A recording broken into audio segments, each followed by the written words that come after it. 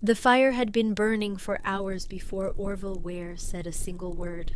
Della stood near the doorway of the main room, close enough to hear him breathe, far enough to feel the draft coming under the door behind her. October had arrived the way it always did in Claiborne County, without ceremony, without warning, like a neighbor who never knocked.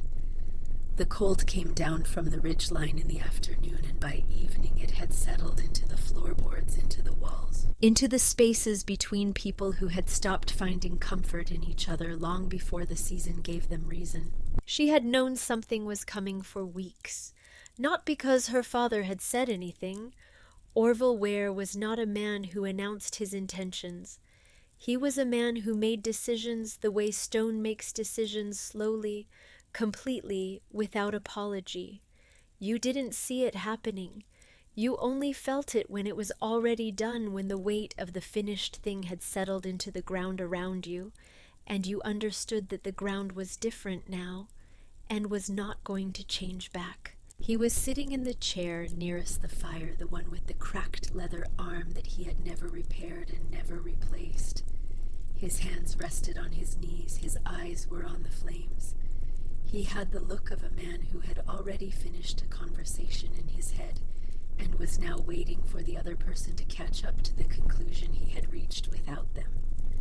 On the small table beside him there was a folded piece of paper. Della had seen it there when she came in from the yard. She had not asked about it. She had learned early that asking Orville Ware about something before he was ready to speak about it was like pushing on a door that opened the other way. You only hurt your hand. The door went nowhere you wanted to go. So she had come inside and taken off her coat and hung it on the peg near the door and waited, because waiting was the one language her father understood without difficulty. The fire popped. A log shifted. Somewhere in the back of the house she could hear the faint sound of movement. Nessa, her younger sister, 19 years old, quiet in the way that people are quiet when they are listening through walls and don't want the listening to be audible. Orville reached over without looking and picked up the folded paper. He held it out toward Della with one hand, his eyes still on the fire, as though the gesture were something his arm was doing independently of the rest of him. She crossed the room and took it. She unfolded it carefully. The paper was thin, the kind used for official documents, and it had been handled before the creases were soft, worn at the edges, as though someone had opened and closed it many times over a period of months. The handwriting was formal, the language the kind that county offices used when they wanted to sound permanent and beyond dispute. It was a deed, a land deed.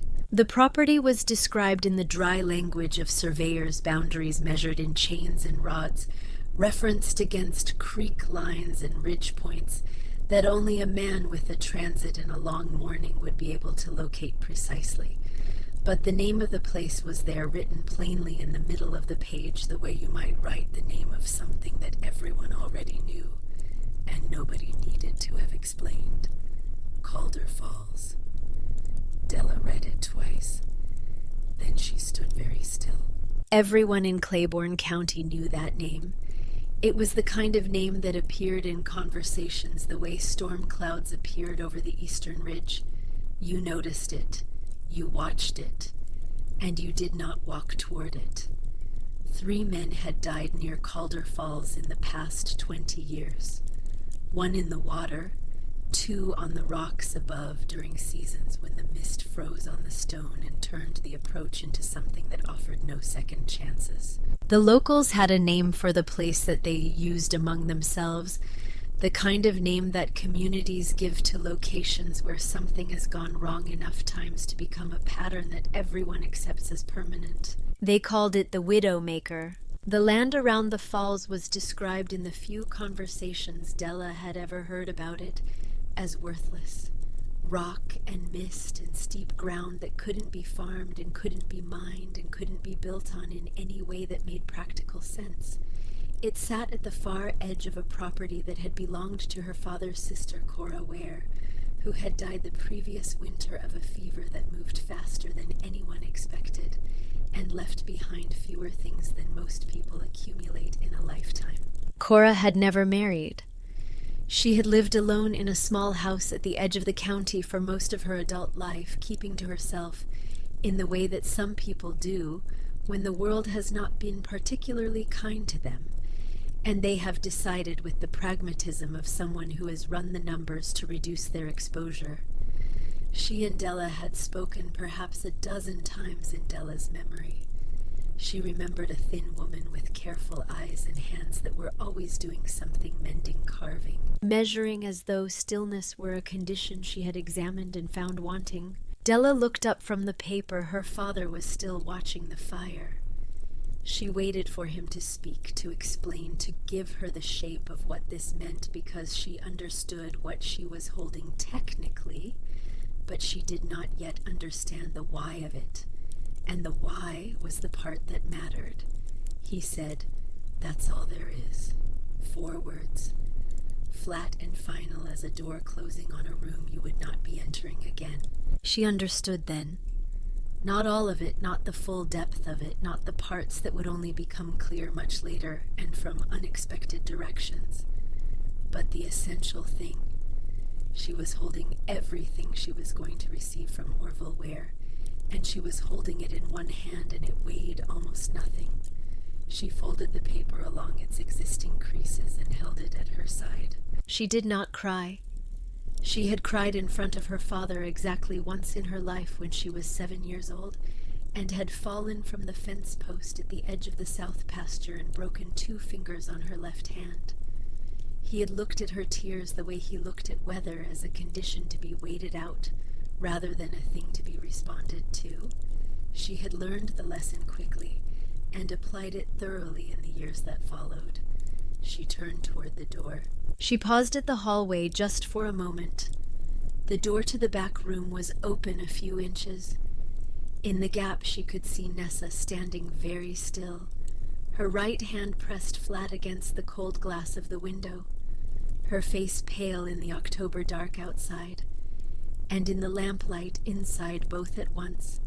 Their eyes met. Nessa's lips pressed together, not quite a smile, not quite anything expressible as a single emotion. Just acknowledgement. Just, "I see you. I know. I was already listening." Della walked out the front door. The cold hit her like an open hand across the face. She stood on the porch for a moment, listening to the night sounds of the valley. The creek at the bottom of the hill moving over its stones, the wind in the high branches of the hickory trees, the distant call of something she couldn't identify in the darkness. The sky was clear and full of stars, the kind of sky that Appalachian autumn produced, with the casual extravagance of a place that had not yet been dimmed by anything man-made or man-decided. She had $19.42 in the small leather pouch she kept in her coat pocket.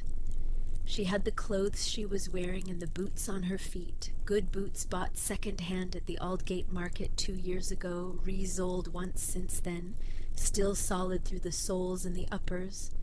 She had the land deed for a property that everyone in the county considered a dead end in the most literal sense of the phrase. She was 21 years old.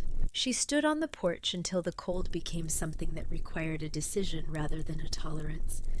And then she walked down the steps and turned toward the road. She did not look back at the house. She had learned that too, that looking back at things that were finished was a way of giving them more weight than they deserved, more gravity than they had earned, and she had no weight to spare. She walked toward Aldgate. She walked through most of the night. The town of Aldgate sat at the junction of 2 creeks in a narrow valley between 2 granite ridges that had been standing in approximately their current position since before anything in the valley below them had a name.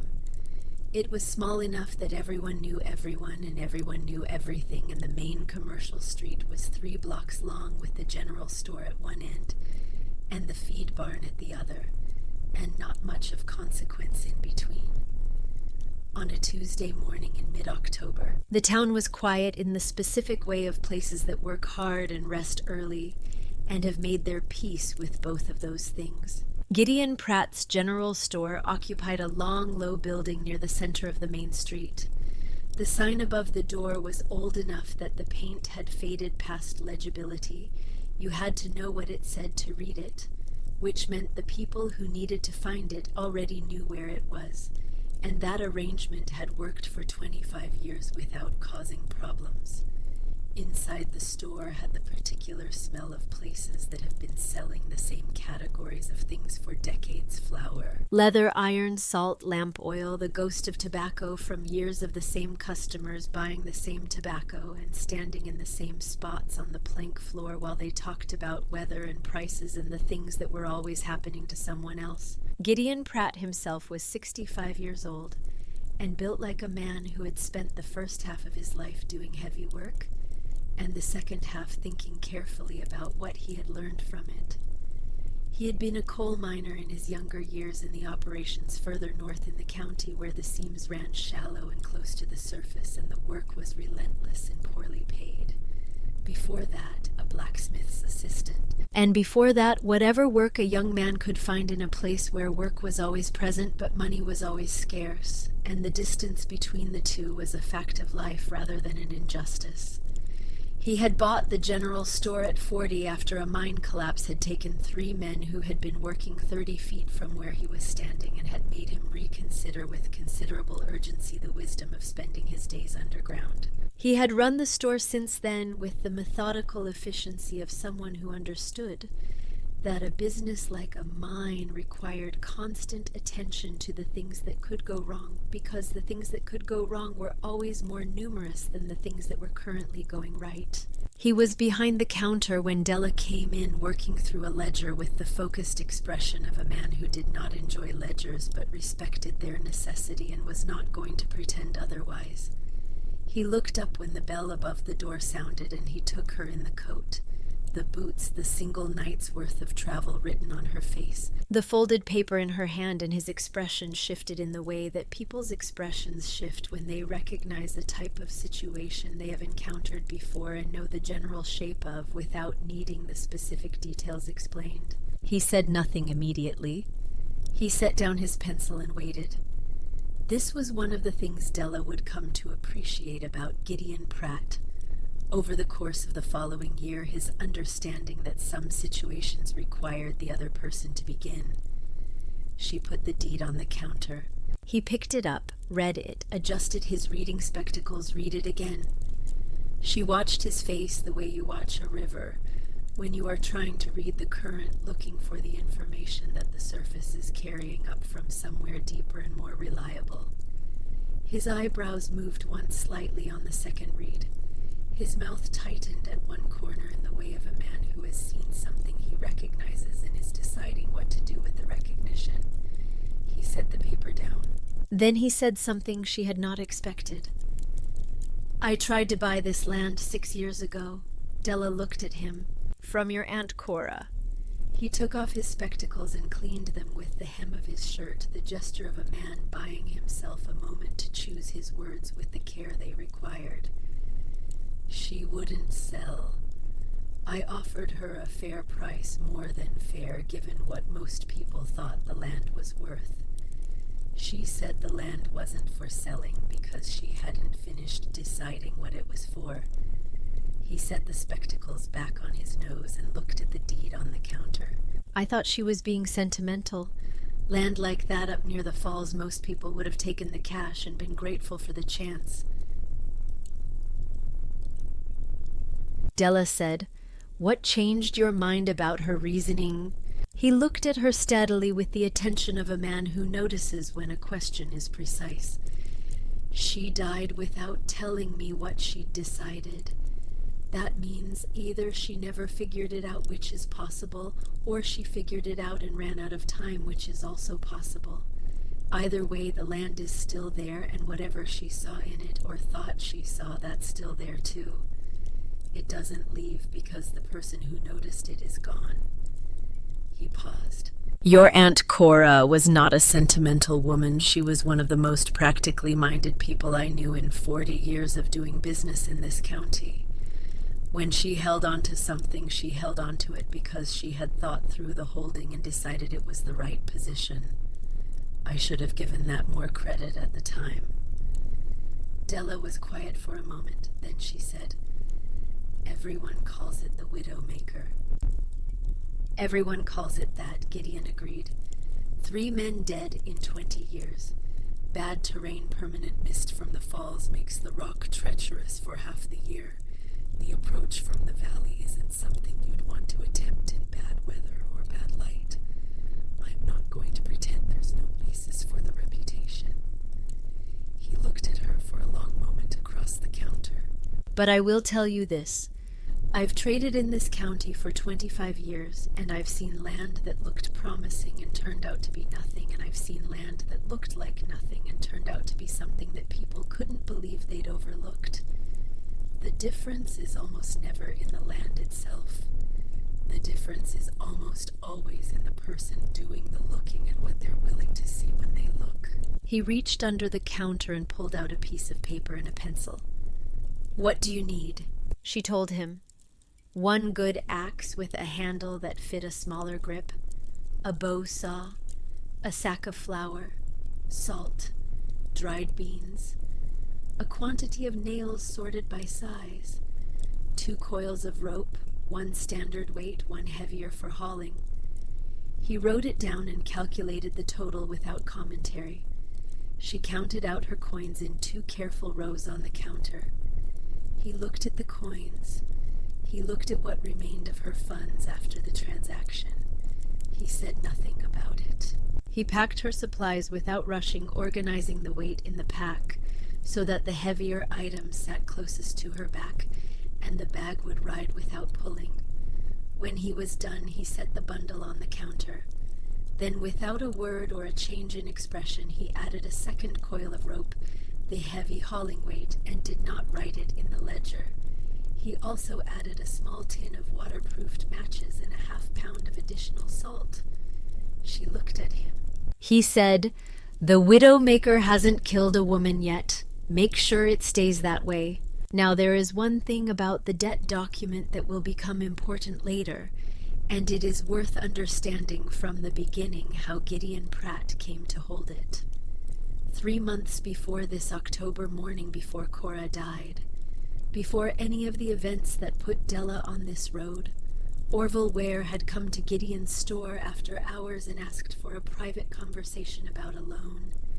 He needed money against an expected inheritance. Cora's estate, which he was certain he would receive and which he was already spending in his calculations. Gideon had been reluctant, but Orville had presented a guarantor document with Della's name signed to it, and had explained with the calm of a man stating a settled fact that his oldest daughter had agreed to stand as security. Gideon had not met with Della to confirm this because Orville had said she was working the far pasture and couldn't be reached that week, and because the amount was not so large as to require extraordinary caution, and because he had done business with the Ware family for 15 years, and had no particular reason yet to doubt what Orville told him. He wrote the loan. He held the document. He would not discover the forgery until the events of December placed him inside a chamber of rock and made him look at things he had not previously looked at closely enough. Della shouldered the pack. It was heavy in the way she had calculated it would be heavy, and she had decided in advance that weight was information rather than an obstacle. She walked out into the Aldgate morning. The road east out of Aldgate followed one of the creeks for the first several miles before climbing away from the water as the terrain rose toward the higher ridges. The valley floor gave way to granite shelves and root-crossed paths through stands of hickory and white oak, and the occasional persimmon, the trees all in full autumn color, red and deep gold, and the dark persistent green of the hemlocks that held their color regardless of what the season did around them. Under different circumstances, it would have been beautiful in the uncomplicated way that wilderness is beautiful, when you are not carrying 40 pounds on your back and walking towards something that the county considers a place to stay away from. Della walked. She was not a woman who talked to herself or filled silence with noise when noise served no purpose. She was a woman who processed the world through motion. She thought most clearly when she was moving, when her body was occupied with the physical problem of terrain, and her mind was free to work on whatever needed working on, without the interruption of sitting still. What needed working on was simple to state and complicated in its implications. She had a piece of land. Everyone who knew the land considered it worthless. She had money enough for perhaps 3 weeks of careful eating if she did not spend it on anything else, which meant she could not afford to leave the land once she reached it, because leaving meant spending money she did not have on a journey that would end with her no better position than she was now. She needed to reach the land. She needed to establish that she was there and was staying. She needed to find a way to survive on it through a winter that would begin at this elevation within 4 to 6 weeks of her arrival. How those things were possible given the land's reputation and the terrain and the season was a question she carried alongside her pack. She turned it over as she walked the way you work at a knot, not trying to pull it apart all at once, but finding the thread that had the most give, and starting there, then moving to the next patient, and sequential. She walked through the first day and camped that night in the shelter of a granite overhang above the creek, where the rock formed a natural lean-to that blocked the wind from the northwest and held the heat of a small fire better than open ground would have. She had done this before, slept outside in autumn on the mountain, not from choice but from necessity when farm work had kept her too far from the house to return before dark. She knew how to build a fire in a small space, and how to sleep close to it without getting close enough to be a danger, and how to wake before the cold became something that required more than a decision to stand up. She did these things efficiently and without drama, and she was moving again. Before full light, the pack loaded and balanced, the coals of the fire properly scattered. On the second day, the terrain changed in a way that was gradual and then sudden, the way important changes often are. The path had stopped being a road sometime the previous afternoon and become a path, and now it was becoming something less than a path, more like a strong suggestion, a record of where water had moved and rock had shifted over time. The ground pushed through the soil in ridges and shelves. The trees thinned and shortened as the elevation rose. The sound of water, which had been a distant presence since she left Aldgate, began to grow. It grew slowly at first, the way sound grows when you approach something large, not getting louder, exactly, but getting more present, more dimensional, occupying more of the space between the sounds of her own footsteps and the wind. Then it began to grow faster than the distance she was covering should explain. And then it changed in quality entirely. It stopped being sound in the ordinary sense. It became vibration. Della felt it in the soles of her boots before she heard it as something separate from the ambient noise of the world. A low, continuous tremor that moved up through the rock and into her feet and ankles and her shins and settled somewhere in the center of her chest. Not a heartbeat exactly, but something with a similar quality. The quality of something alive and ongoing and entirely indifferent to whether you were there or not. She came around a bend between 2 walls of granite and stopped. Calder Falls was not what she had imagined. She had imagined a waterfall, the way you imagine something you have only heard described by people who were frightened by it, something dramatic and vertical and obviously legibly dangerous. What she saw was all of that, but it was also something that descriptions of danger had not captured and perhaps could not capture. 50 feet of white water falling from the lip of a black basalt cliff in a single unbroken curtain, hitting the pool below with a force that turned the air for 20 feet in every direction into a permanent cloud of mist and spray. The sound was no longer something you heard and processed as separate from yourself. It lived in everything around her, in the rock under her feet, in the trees at her back, and the space between her thoughts. Beautiful. She noted that first with the part of her mind that noticed things regardless of their practical implications. Dangerous. She noted that second, The pool was deep and the edges were fast, where the impact of the falling water drove currents in complicated patterns. The ground around the pool was perpetually wet from the mist, and wet Appalachian basalt in October was among the more efficient means the mountain had available for ending a person's plans permanently. Useless.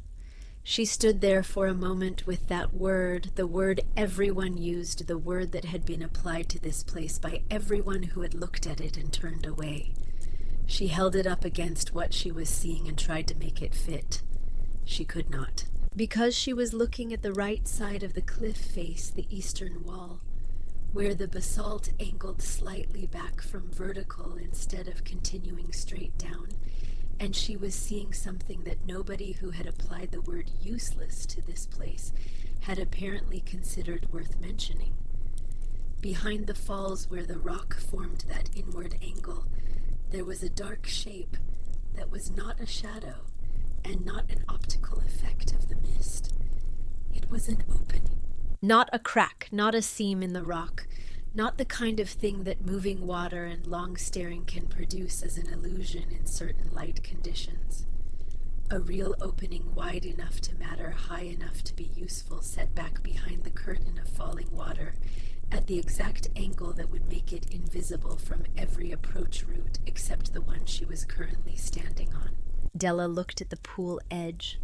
Along the eastern side, just above the waterline, there was a natural shelf of flat rock, narrow, perhaps 18 inches at its widest, slick with the continuous mist, but continuous. It ran the full length of the pool edge from where she was standing to the base of the cliff. A passage.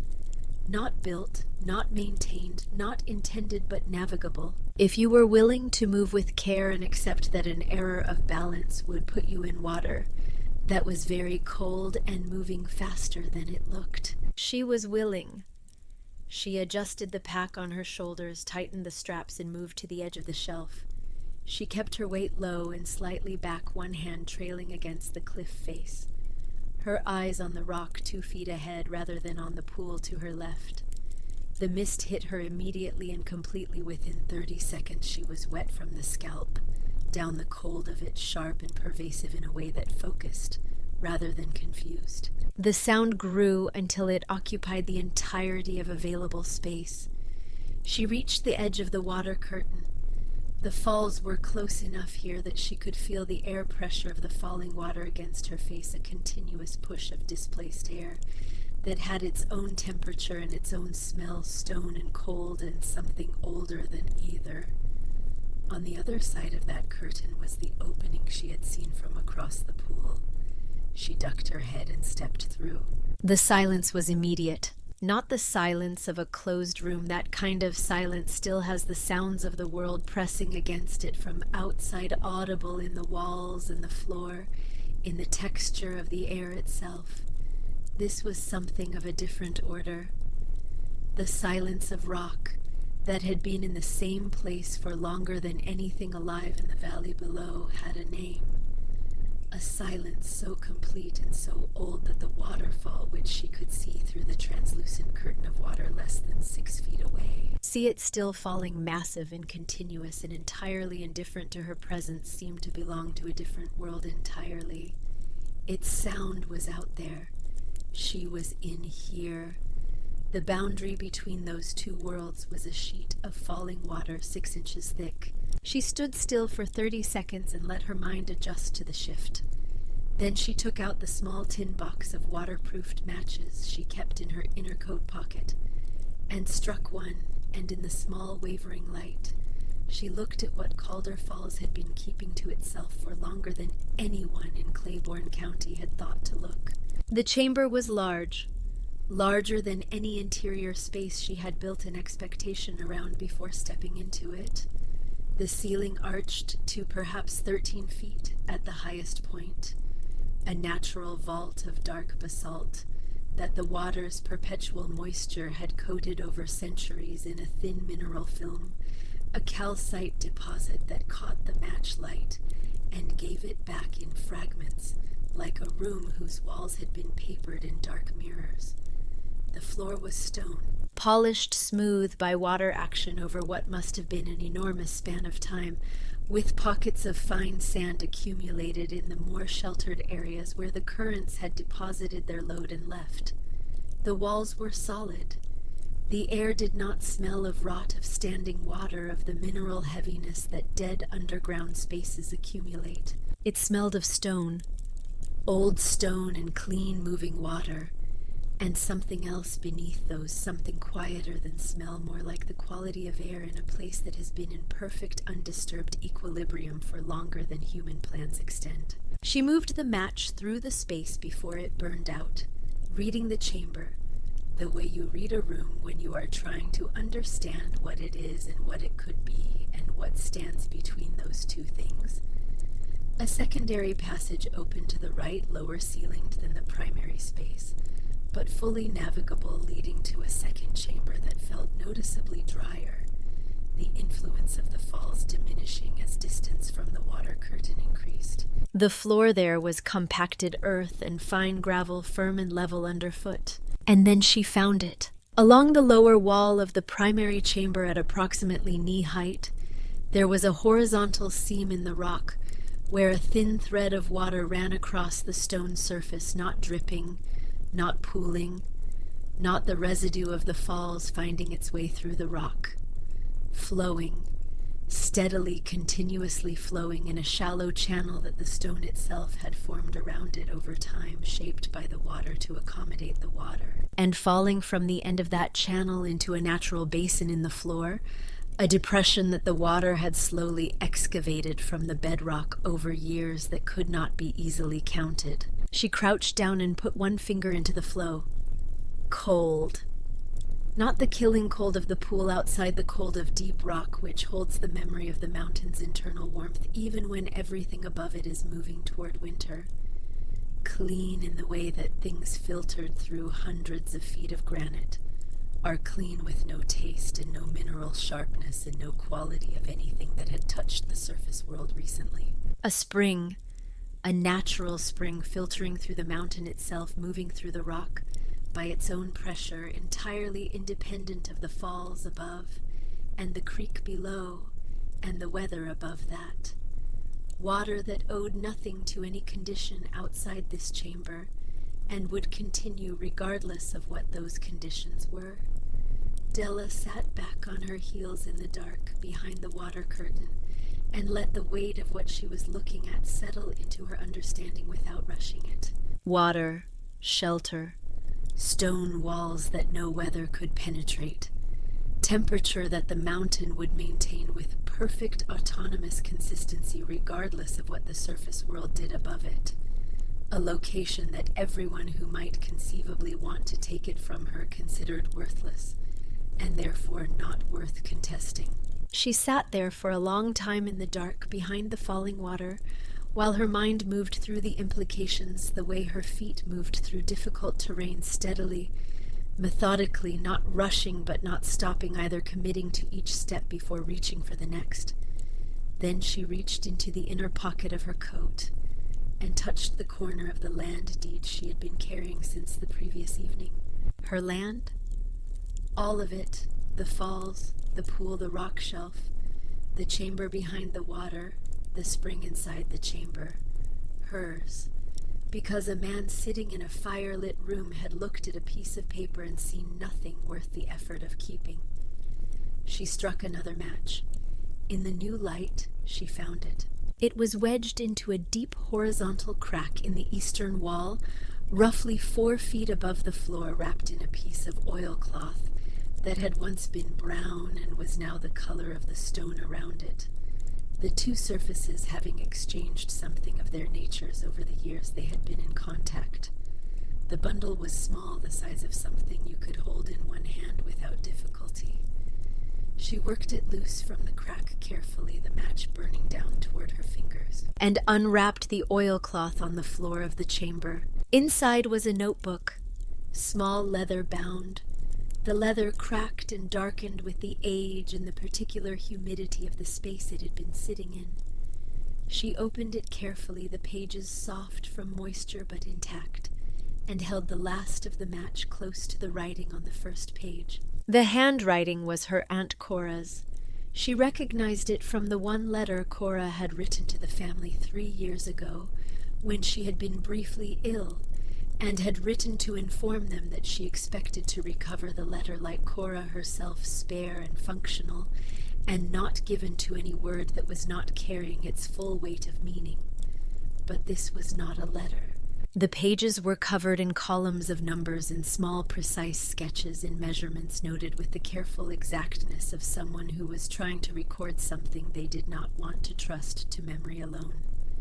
Temperature estimates for different points in the chamber across different seasons noted against what Cora had observed about the surface conditions outside at the time of each reading. Sketches of the water flow, patterns, the spring basin, the shape of the secondary chamber. Estimates of growing area and light levels at different times of year, based on careful observation of the angle and quality of light that came through the water curtain at various points in the day and the year. Cora had been here, not once, not twice, but many times across what appeared from the range of the seasonal observations to be several years. She had measured this place with the patience of someone who understood that useful knowledge requires time to accumulate and cannot be rushed without becoming less useful. She had mapped it. She had thought through its possibilities with the same practical, unglamorous intelligence that Gideon Pratt had in his morning's conversation. Attributed to her without using the word intelligence, she had been building towards something specific. And then she had stopped. The last entries in the notebook were dated 18 months before Cora's death. After that, nothing, the remaining pages blank, waiting for observations that had never been recorded. And at the back of the notebook, Della could see from the ragged stubs remaining at the binding that the last several pages had been deliberately removed. Whatever Cora had written at the end, she had taken it out before hiding the notebook here. Why she stopped coming, why she had hidden the notebook rather than keeping it at home, why the last pages were gone. These were questions that the notebook as it existed could not answer. Della sat in the dark behind Calder Falls with her aunt's unfinished work in her hands, and she understood something that had not been available to her when she was standing in the firelit room the previous evening with a piece of paper held out to her like the conclusion of something. It was not the conclusion of something. It was the middle of something. Cora had started something here and had not finished it for reasons that might never be fully known. The notebook was not the record of a failure. It was the record of someone who had seen what was here and had begun to understand it and had intended to continue, and who had left the understanding behind in the most protected location she had found, as though she knew that the understanding itself needed to be preserved even if she could not continue the work. It was the beginning of a map, left for someone who might come looking. Della closed the notebook. She put it in her coat pocket next to the land deed. Then she went back out through the water curtain and stood on the flat rock shelf with the mist soaking into her already soaked clothing, and the sound of the falls filling every available space in the world. And she looked at the slope above the chamber entrance, 20 feet of relatively flat ground sheltered by the rock overhang, protected from wind by the cliff face, protected from casual approach by the falls themselves. A site, the place to build. She was 21 years old. She had a good axe and a bow saw and a sack of flour and dried beans and $19 and a notebook full of someone else's careful unfinished work, and a piece of land that every sensible person in Claiborne County had agreed was worth nothing. She had never built a structure of any kind. She had never felled a standing tree. She had never laid a foundation or set a chimney stone or worked out the weight distribution of a roof. She picked up her pack and began to walk up the slope to look at the trees. The first tree took her most of a morning.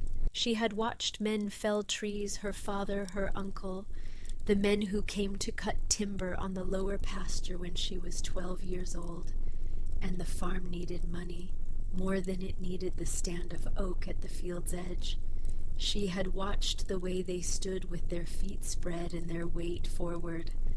The way they read the lean of the trunk before committing to the first cut, assessing it from multiple angles, not hurrying that assessment. The way they used the weight of the axe rather than fighting against it, letting the tool's own mass do the work that arm strength alone could not do efficiently.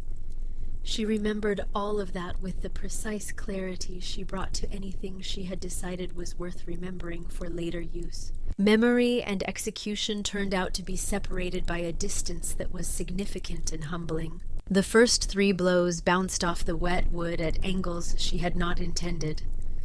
The 4th went in but wrong the entry angle, creating a cut geometry that would have the tree falling directly across the path she needed it to fall away from. She stopped. She set the axe down against a nearby rock.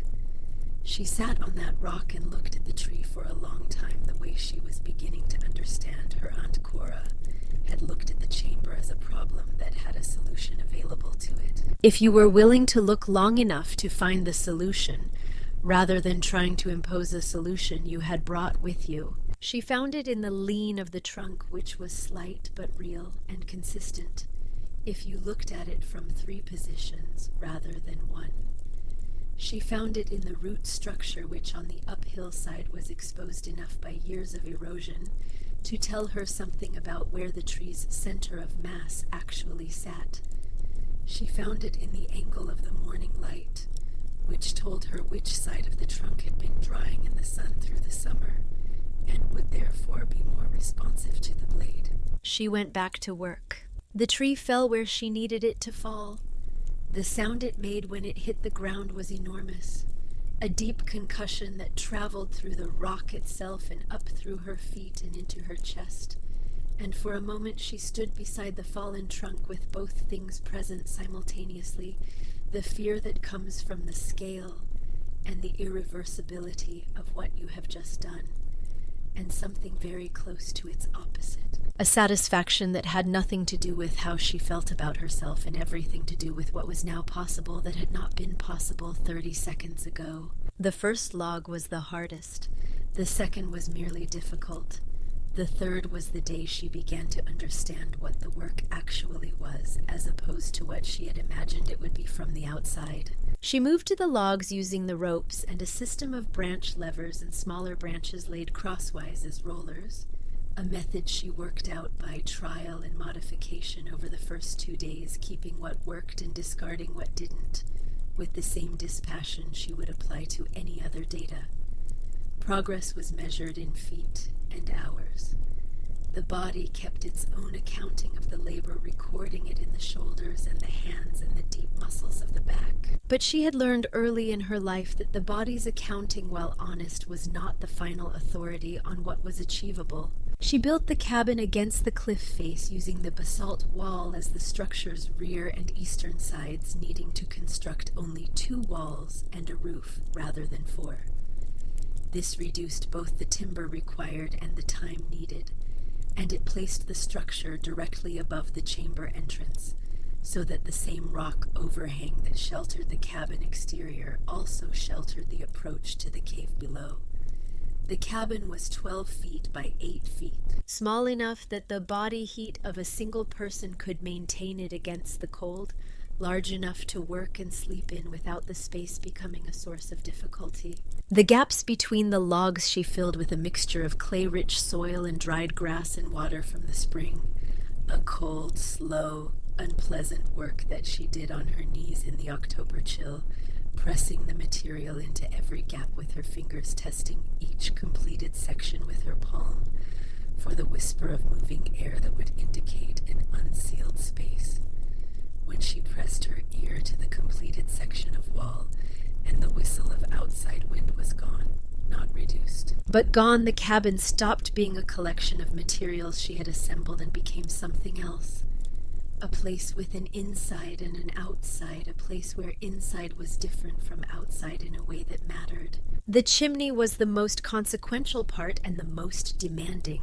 She built it from flat stones gathered from the creek bed below, stones that had been shaped by water over long periods into the kind of flat, stackable forms that made good building material, set in the same clay mortar she had used between the logs, rising from the back corner of the cabin through a natural crack in the basalt cliff face that she widened carefully with her knife used as a chisel and a heavy water-rounded stone used as a mallet, working slowly and checking often to ensure she was following the crack rather than creating new fractures in the rock. The first fire she built in it filled the cabin with smoke so dense it drove her outside, coughing, her eyes burning for an hour after.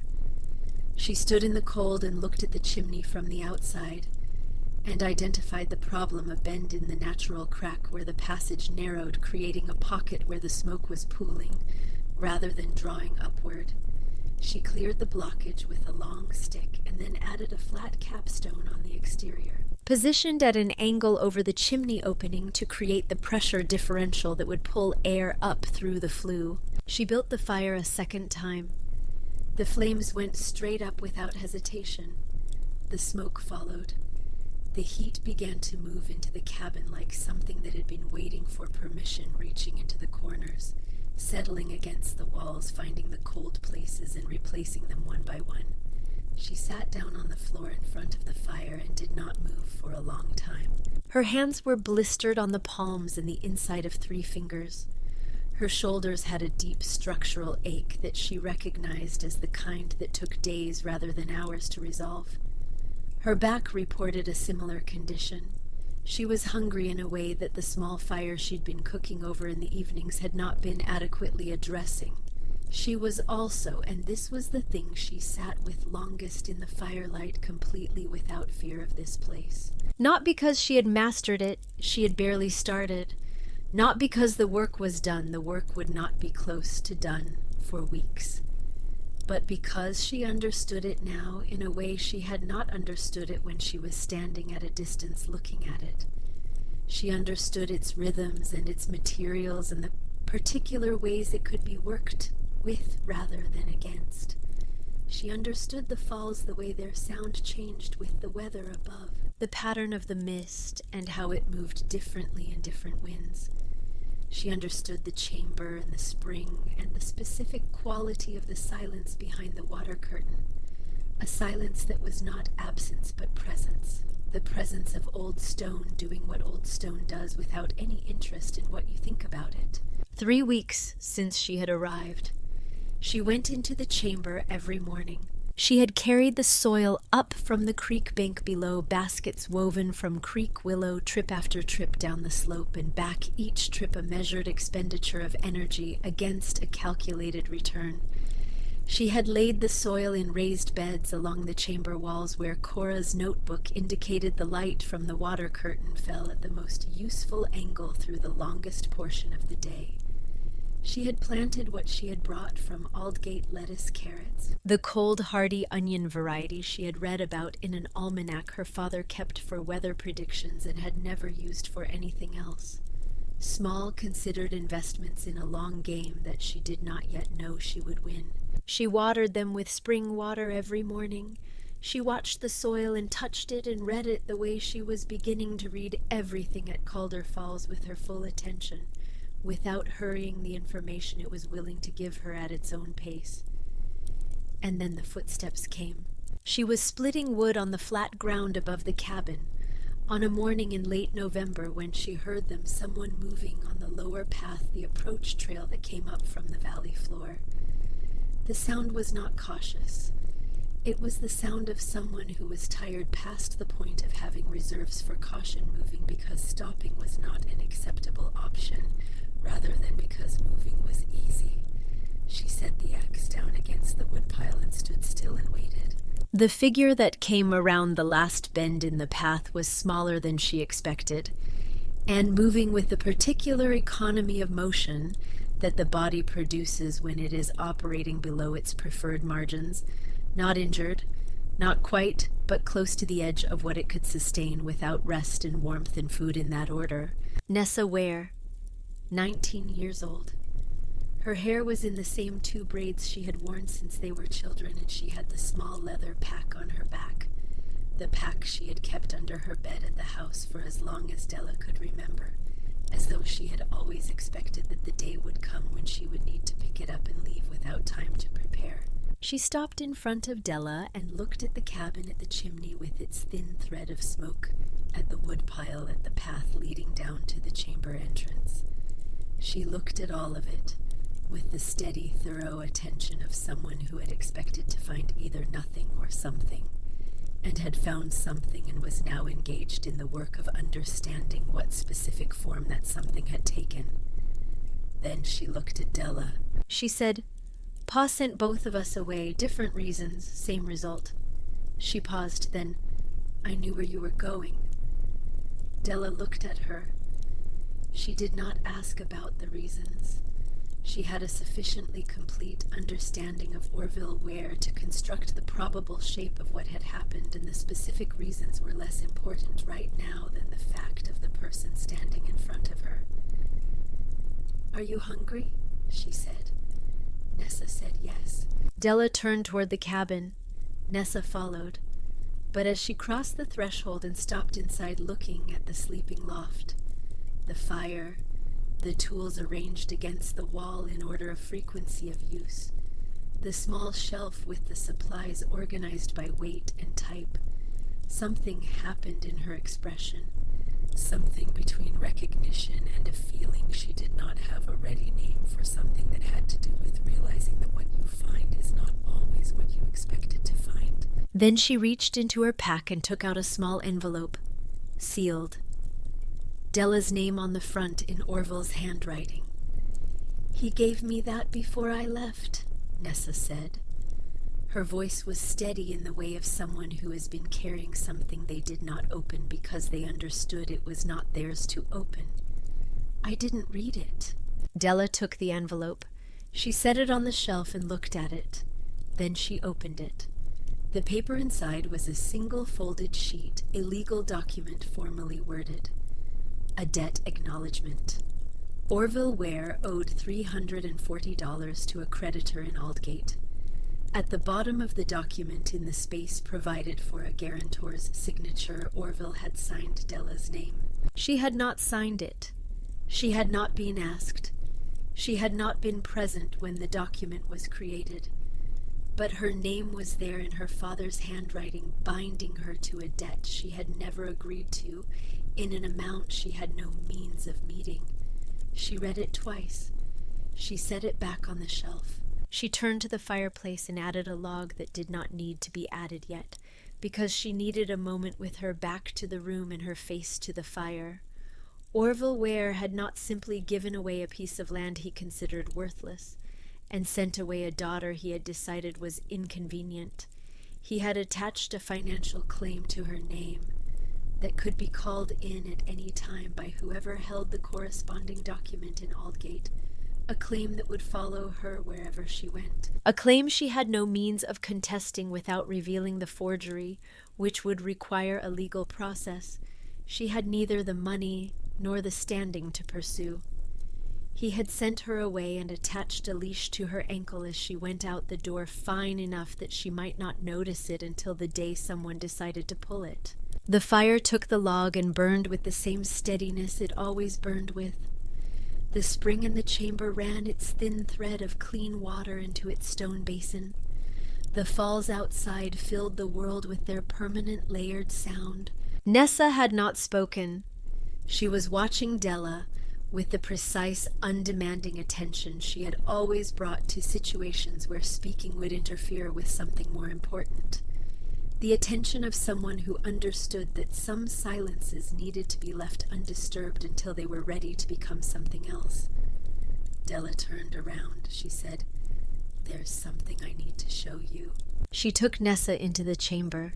She watched her sister stop in the immediate silence and go still, not from fear but from the sudden presence of something the senses were not prepared for. She watched Nessa look at the vaulted ceiling, at the spring running in its channel, at the raised beds with their first thin showing of green coming up through the dark soil. Then Nessa reached into her pack for the second time and took out a small notebook, blank new, bought with money she had apparently been saving, and a pencil. She looked at Della. "The temperature varies across the chamber," she said. "You can see it from the way the moisture sits differently on different sections of wall. Has anyone mapped it precisely? Della looked at her sister for a moment. She said no. Start wherever you want. Outside, the falls came down as they had come down for longer than anything in the valley had a name for. The sound filled the world and did not stop and did not vary and did not concern itself in the vast and total self-sufficiency of moving water with anything that human hands might build or plan in the rock behind it. November arrived the way serious things arrive without announcement, without the consideration of preparation time.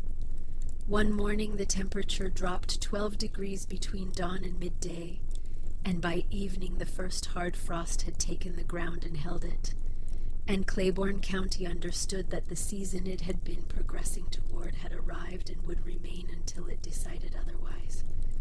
Inside the chamber behind Calder Falls, none of that was true. The temperature in the primary space held at what Nessa calculated through a week of careful morning and evening measurements using the small thermometer she had brought in her pack.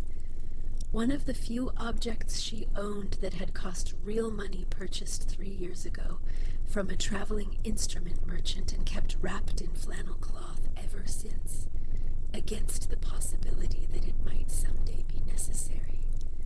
The readings clustered between 46 and 52 degrees Fahrenheit, varying by position within the chamber rather than by time of day, or by what the weather was doing on the surface above. The secondary chamber, deeper in the rock and further from the water curtain's influence, ran consistently cooler and significantly drier. Nessa mapped all of it with the focused pleasure of someone watching a hypothesis produce confirmable results. She marked temperature zones in different shadings in her notebook. She noted moisture gradients along the walls at measured intervals. She recorded the angle of light through the water curtain at different times of day and in different cloud conditions, paying particular attention to how cloud cover changed the quality and quantity of light reaching the growing beds. By the end of 2 weeks, she had produced a document that told anyone who could read it exactly what the chamber was doing at any point within it at any time of year, not from theory but from measurement taken in the place itself. Della watched her sister work and understood something she had not fully understood before. They were not the same person at different ages, not versions of the same instrument. They were different instruments reading the same place Della through her hands and her feet in her capacity for sustained physical effort, her ability to look at a material problem and find the practical solution available within the constraints of what actually existed. Nessa, through her eyes and her measurements and her instinct for patterns that lived in numbers and ratios and the relationships between things rather than in the things themselves. The chamber needed both of those modes. The work required both of those minds. What Della had built alone in 6 weeks was functional. What they built together in the weeks that followed was systematic, each adjustment informed by Nessa's measurements, each measurement made possible by the physical infrastructure Della had established. The growing beds were reorganized according to the temperature map. Cold-tolerant roots moved to the cooler sections nearer the secondary chamber. The leafy greens and faster-growing plants kept in the primary space, where both temperature and light access were most favorable. The spring basin was deepened and widened by handwork with a flat stone chisel Della fashioned from creek rock, the process slow and requiring more patience than most tasks she had attempted, until the basin held a full day's supply without overflow. A drainage channel cut at the low end directed the overflow toward the far wall where the rock was solid, and the water could run down without reaching anything that needed to stay dry. In early December, Della made the trip back to Aldgate. She walked down from Calder Falls in the cold of a morning when the frost had taken everything the eye could reach and turned it white and still. She took the valley road into town and pushed open the door of Gideon Pratt's general store with the particular manner of someone who has spent 6 weeks doing difficult things and has consequently revised their understanding of what difficult means. Gideon looked up from behind his counter. He looked at her hands first, the new calluses on the palm the changed texture of the skin, and then at her face, and whatever he found there made him set down the pencil he was holding with a deliberateness that suggested he had decided this conversation was going to require his full attention. She needed 4 laying hens, a milk goat, 2 ewes, and a ram if he had one available, and 2 blocks of salt.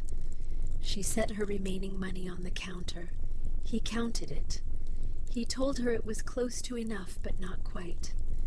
She nodded and reached into her coat and placed down 3 additional coins money she had earned on the road coming down. Stopping at a farm where a man's fence line had come apart in the early frost, and he had needed 2 hours of post-setting work completed before he could move his stock to the lower pasture. Gideon looked at all of it together and counted again. Then he began writing in his ledger. She brought the animals back up the mountain in the late afternoon of a December day, when the sky had the color of old iron and the wind off the high ridge carried the specific edge of wind that has traveled over open stone for a long distance without interruption. The hens in their wooden traveling crate complained at every irregularity in the path with professional persistence. The ewes stopped without visible reason at intervals and required patient coaxing to resume movement. The goat was better company, curious and self-possessed, investigating the trail with the calm attentiveness of an animal that had decided the journey was interesting. When the shape of Calder Falls appeared through the bare trees, white against the darkening stone, all of the animals stopped simultaneously. The sound of the falls reached them as something they had no category for, large and continuous and sourceless, a presence without a body. The goat considered it with her ears forward for a long moment. Then she turned her head toward Della with an expression that asked without hostility whether this was where they were going. Della crouched beside the smaller ewe and spoke to her in the low, uninflected rhythm she had found worked better than either silence or reassurance. Not words exactly, more the shape and pace of words without urgency. After 2 minutes, the ew's breathing changed and she moved forward on her own. The others followed. Inside the chamber, something that had been incomplete became complete. The space received them and changed in quality, textured now, with sound and warmth and the particular living presence of animals at rest in a place they have decided is adequate. The hens investigated the perimeter with professional thoroughness.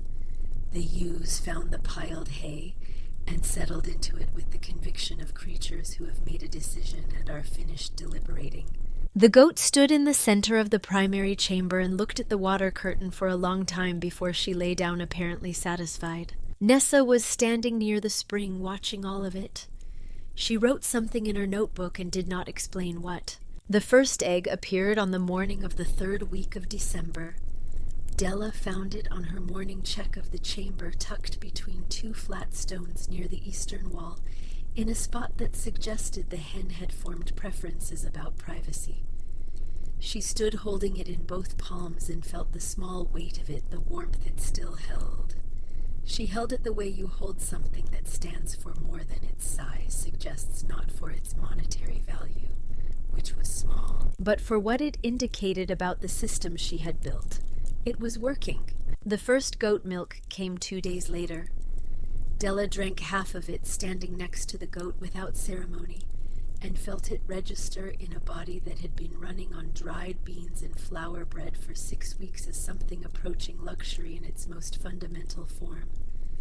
She was making a list in her mind of what still needed doing, when she noticed that the sound of the falls had changed. She was in the sleeping loft in the early hours of a December night when she became aware of it. Not a sudden awareness, the kind that wakes you fully in an instant, but the gradual surfacing of something her sleeping mind had been tracking and had finally decided required her conscious attention. The falls had been her constant companion for 2 months. So constant, she had long since stopped processing it as something separate from the background state of the world. But now, something in it was different. The pitch had dropped. The rhythm had changed. There was a percussive quality in it now, intermittent, like something being struck with force rather than something falling continuously. She was through the cabin door before she had fully assembled the thought that had moved her. The night was clear, and the cold was the kind of cold that has stopped trying to hide what it is. What she saw when she reached the edge of the rock shelf stopped her. Calder Falls had tripled. The water coming over the lip of the basalt cliff was not the familiar curtain she had been living beside. It was a wall, a moving mass of black water in the moonlight that hit the pool below with a force that sent spray to the height of the tallest trees nearby and created a sound that was no longer separable into components. Rain somewhere on the high ridge above, more rain than the rock could absorb and the ground could drain. All of it converging at the same lip of basalt and going over together in a volume that had remade the character of the falls entirely. The flat rock shelf along the pool's eastern edge, the 18-inch passage she used every day to enter and exit the chamber, was gone. The pool had risen. The water covered the shelf completely. Where the water met the cliff face, it met it with force rather than resting against it. The chamber entrance was sealed. She stood in the cold and worked through the implications in order the way she worked through any problem by identifying what was true first and what could be done second without mixing those two steps together. Nessa and the animals were inside. The food stores, the spring, the chamber itself, all sealed behind what had become an impassable barrier in the space of a few hours. The cabin was outside here on the shelf of ground above the falls. She was outside. She went back into the cabin, checked the door seal against the cold, checked the chimney draw, built the fire to a level that would maintain warmth through sustained cold without requiring constant attention. Assessed the cabin's contents, food for 3 days, 4 if she was careful. Firewood stacked under the overhang adequate. Water from a small catchment she had built on the cabin's north face sufficient. Then she went back outside and walked the full perimeter of the rock shelf east to the point where the cliff face met a secondary granite outcropping she had noticed in her first weeks of exploring the terrain. In the junction between the cliff and the outcrop, there was a narrow slot, not a path, not something that invited passage, but a navigable gap between two rock faces that required moving sideways in places, and accepting that the stone would be cold against your front and your back simultaneously. It went around the eastern end of the pool and down to the creek below. She had cleared the loose rock from the slot in October, working through a morning for no specific reason she had articulated to herself at the time. She had been learning the terrain, wanting to understand every feature of the ground she was responsible for, and the slot had needed clearing, so she had cleared it. She had kept it passable through the weeks since, without knowing she was keeping it passable for a situation exactly like this one. She noted this and went back inside. The night passed. The falls maintained their new, enormous volume. She slept in the cabin in the cold and woke early and did the work the day required within the space available to her. On the third day, she heard something through the falls. She had learned to hear through them over 2 months of living beside them, to distinguish sounds from within the constant presence of the water. The way you learn to read handwriting you have encountered enough times to know its particular shapes. This was different from the usual sounds. Intermittent, irregular, coming from the direction of the eastern slot passage. She pulled on her coat and went outside. The sound resolved as she approached it into knocking. Weak and slow and too widely spaced, the knocking of someone who had very little left to knock with, who was doing it anyway because it was the remaining option. She went through the eastern slot sideways, the cold stone against her coat front and back, and came out on the other side and looked down the slope.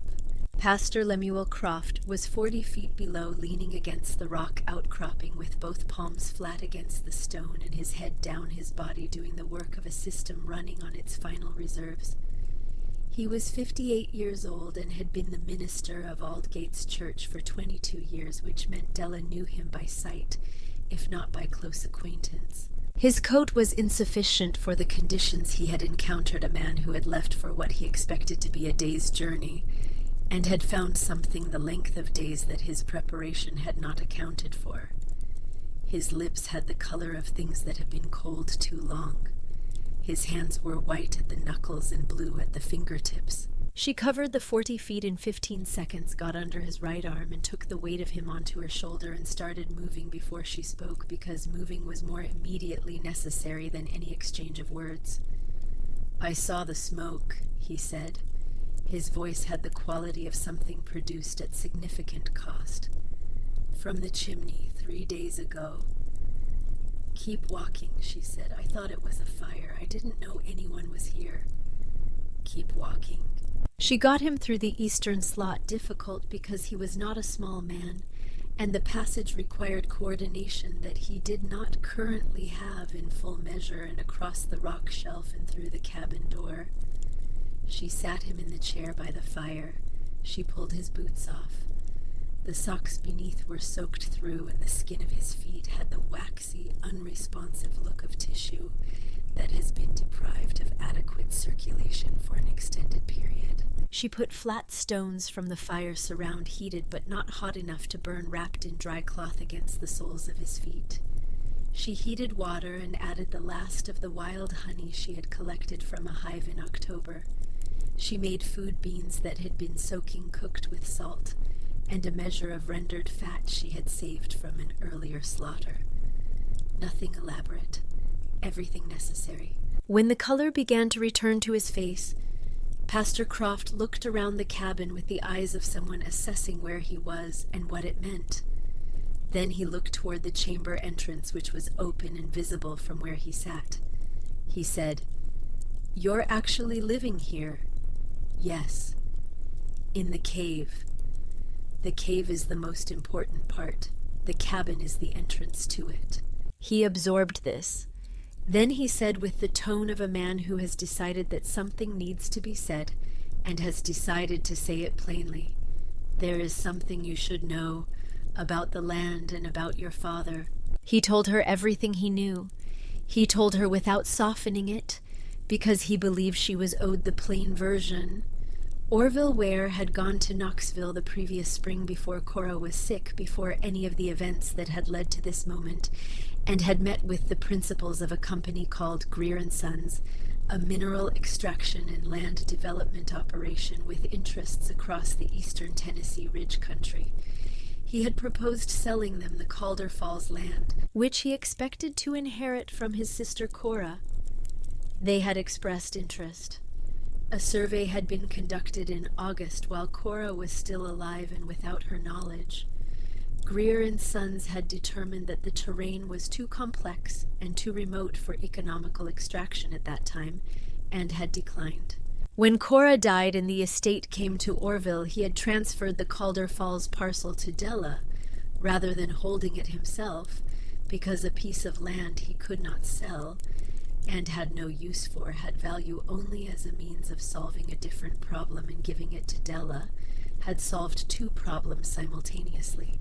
If she failed to make anything of it and left, which Orville had calculated as the near certain outcome, the land would revert under county abandonment statutes to prior claim after a sufficient period. Prior claim meant Orville. Orville could then approach Greer & Sons again at whatever future point the company reconsidered its position on the property with a clean title and a straightforward transaction. He had also separately borrowed money against the expectation of this eventual outcome, using a guarantee document he had signed with Della's name, a document the creditor in Aldgate held and which Della would not be in a position to contest without revealing a forgery that a county court would likely consider her word against his. Della listened to all of this with her hands resting on her knees and her eyes on the fire. When he finished, she said nothing for a long time. The fire burned. The falls outside maintained their new volume. The wind moved through the rocks above with the sounds rocks allow wind to make. She understood the shape of what she was standing inside now. Not just a piece of land she had come to make something of. A position in a plan that had been set up before she arrived, designed to use her failure as the mechanism of its completion.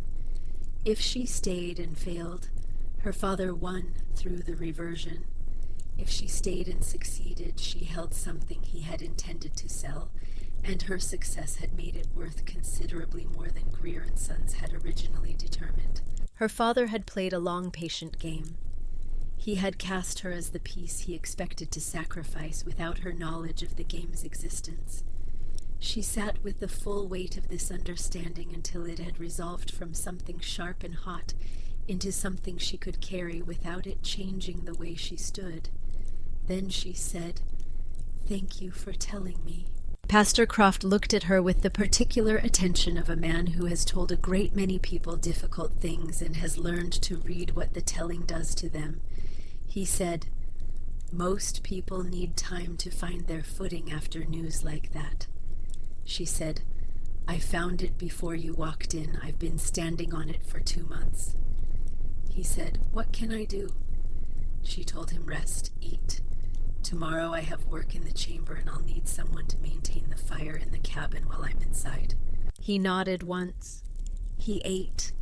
He slept in the chair by the fire and she slept in the loft, and the Falls did what they did without any investment in either of them. The second storm came on the 5th day. Della had read it in the pressure of the air the previous evening, and in the particular stillness that preceded large events, the way the smaller sounds of the forest shut down, first the birds going quiet before the wind changed. She had spent the intervening day in preparation, more firewood inside water jugs filled from the chamber spring, and multiple trips through the eastern slot passage, the cabin door repacked with fresh clay at every gap. When the storm came, it came as the mountain had promised it would. She heard the voices on the second day of it.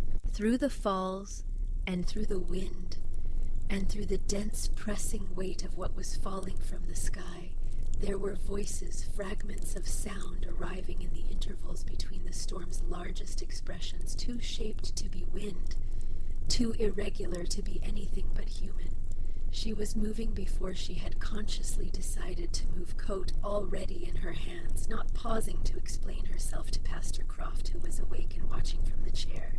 Through the eastern slot, slower now, ice having formed on the rock surfaces, and out into a world that was white in every direction and loud, with a sound that made direction itself uncertain. She stood still and listened the way she had learned to listen in the chamber, not for the loudest signal, but for what was underneath the loudest signal. Northeast, 100 yards, perhaps a little more. She found them under a granite shelf that jutted from the ridge face and provided coverage from above, but nothing from the wind which came from the side, with the insistence of wind that has committed to a direction and is not reconsidering. 2 figures. Harriet Voss, the schoolteacher from Aldgate. Della recognized her by her build and her coat, and a child of 8, pressed against her mother's side with the stillness of someone who has stopped shivering. Stopping shivering was the more serious condition. The body stops that effort when it no longer has the reserves to make the effort worth making. Della got under Harriet's free arm. She said, "Walk. Don't stop moving. Don't talk until you're inside." Harriet Voss gave one nod, the nod of a person who is past having opinions about instructions. Della set the pace, fast enough that the cold could not gain additional ground, slow enough that the child Wren, 8 years old, whose name Della would learn later, could maintain it without falling. She counted her steps through the white noise of the storm, using the count to prevent the spatial disorientation that heavy snowfall in familiar terrain can still produce if you let your attention drift. At the right number, she turned left, found the eastern outcrop with her extended hand, moved them through the slot passage. The cabin door opened. The heat struck the incoming cold and the incoming body simultaneously. Wren made a small, involuntary sound. Harriet Voss's legs tried to give way under her, and Della held her weight until Pastor Croft, who had already moved the second chair to the fire with the understanding of a man who grasped what was happening, could take her other side. Within 10 minutes, Wren began to shiver again. Della watched this happen and felt a specific relief. The relief of watching a body resume its argument with the cold, because the argument required energy, and the energy required that the argument was still worth making.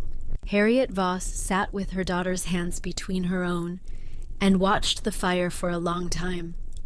When she finally looked up and looked around and began to understand the space she was in, the fitted walls, the chimney drawing cleanly the organized supplies, the chamber entrance with its sounds of animals and warmth coming through from below, her expression changed in a way Della noted and did not comment on. It was the expression of someone correcting a map they had been navigating by for a long time. Not a dramatic correction. The quiet, internal kind that changes everything about the navigation going forward without requiring announcement. On the 4th day of the new storm, Gideon Pratt arrived. He came with 2 men from Aldgate who had shovels and the unhurried practicality of people doing something necessary in conditions that weren't going to improve by waiting. They had been opening the valley road and then the lower path and then the climb for 2 days because Pastor Croft had been absent long enough that his absence had become a fact requiring response, rather than a condition requiring patience. Gideon came through the eastern slot last, his coat white and his face carrying the patience of someone who has been outside in hard weather enough times to have stopped spending energy on opinions about it. He stepped into the cabin and stopped. He looked at Pastor Croft, alive and warm and eating from a bowl. He looked at Harriet Voss and Wren, alive and recovering. He looked at the cabin, the walls that were holding the chimney that had been drawing correctly, through one of the worst storms in 5 years, the organized arrangement of everything according to its purpose. Then Della led him into the chamber. He went in slowly. He stood in the silence that stopped every person who encountered it for the first time, that required a moment of reorientation because it was unlike any silence available above ground. And he looked at the ceiling, the spring in its channel, the growing beds, the temperature maps Nessa had pinned to the wall near the spring, the animals in their organized space with their hay and their warmth. He looked at all of it for a long time. Then he sat down on the flat rock near the spring and was quiet in the way of a man engaged in the interior work of revising something that has been arranged one way for a long time and needs to be arranged differently going forward. He said, "I told you this was rock and water. That's what I said to you." She said nothing. "I was half right," he said. "The water was here. That part I got correct." He looked at the spring.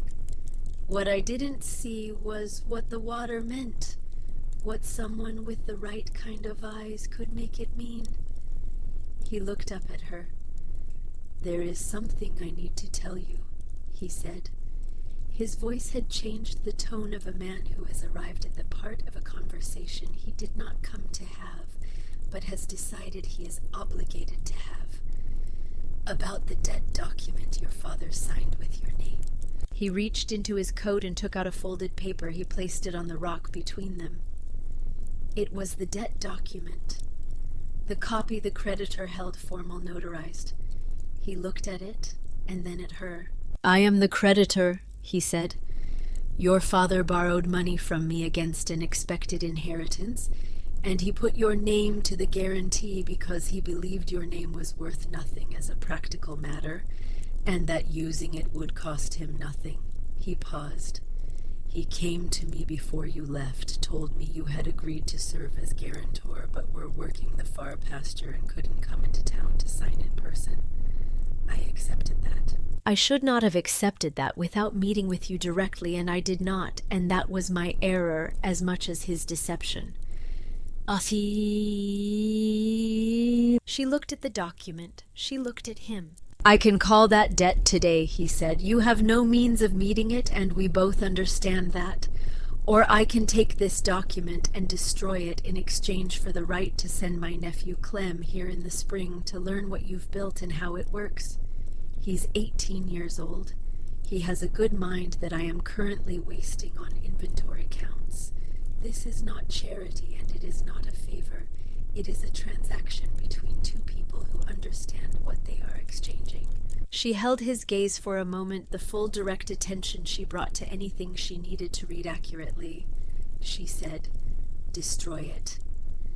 Gideon took the document in both hands and tore it once across and then again, and set the pieces on the flat stone between them.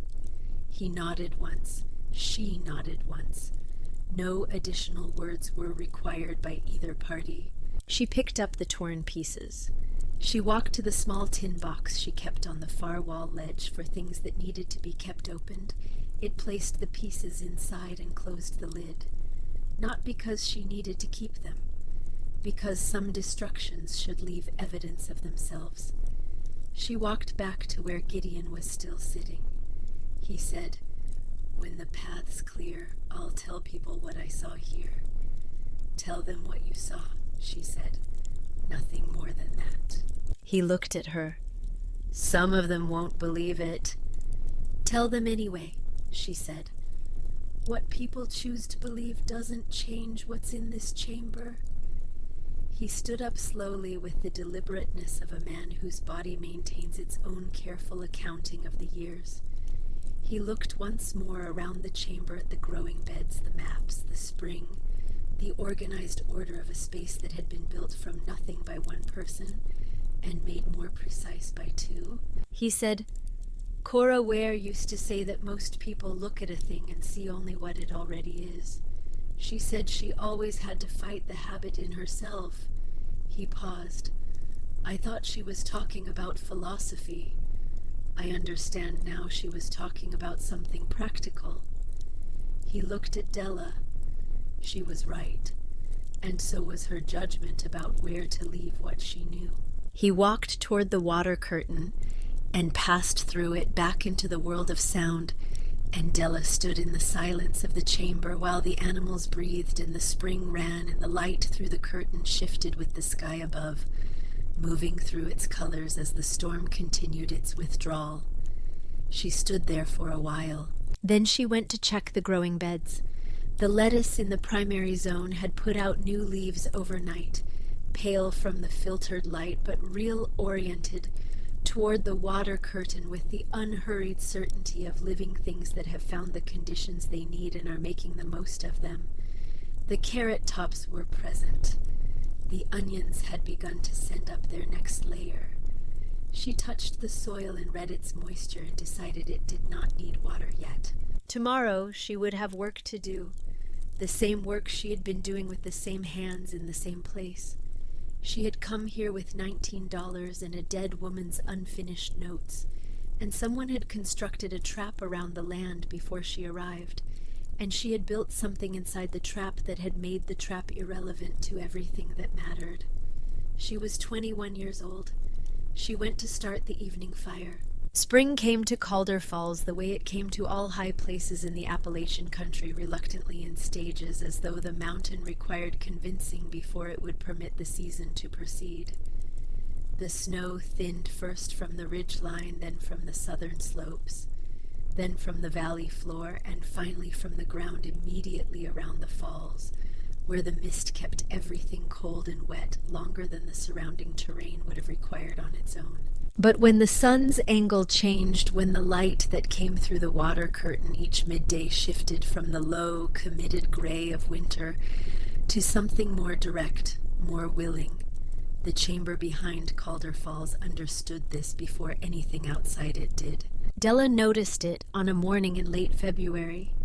The light through the water was different, not dramatically the way a familiar voice sounds different when the person speaking it has slept well. Same source, something altered in it, a quality of reach of genuine warmth that had not been present the day before. The growing beds noticed it before she could measure the difference. The lettuce, which had been producing steadily through the winter in its careful, muted way, leaves smaller than surface-grown plants, the green of them, restrained the growth, measured in days, began to change within a week of that first altered light. The color deepened toward what it was supposed to be. The leaves broadened. The plants put out new growth with a speed that made the change visible between a dawn check and a midday one. Nessa was there with her notebook every morning, recording measurements with the satisfaction of someone watching a theory produce a fact. The temperature readings she had taken through 4 months of winter, the light estimates she had made by counting hours and noting cloud conditions, all of it now producing results that aligned with what her calculations had suggested they should produce. The onions sent up new stalks. The carrot shoulders broke the soil surface orange and firm and real.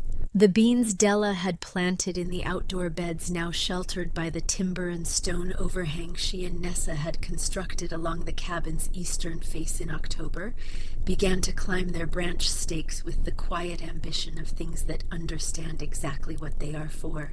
The goat's milk production increased with the lengthening days from less than a cup each morning to nearly a quart. The ewes had given birth in January, 2 lambs that had come into the world inside the chamber in its warmth, and had learned to walk on stone floors and to treat the sound of the falls as the natural background of existence.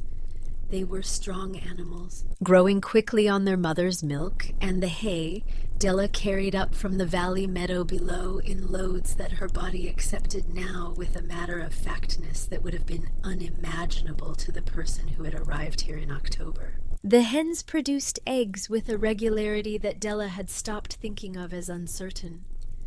It was a fact now, a component of the system's daily output to be planned around rather than hoped for.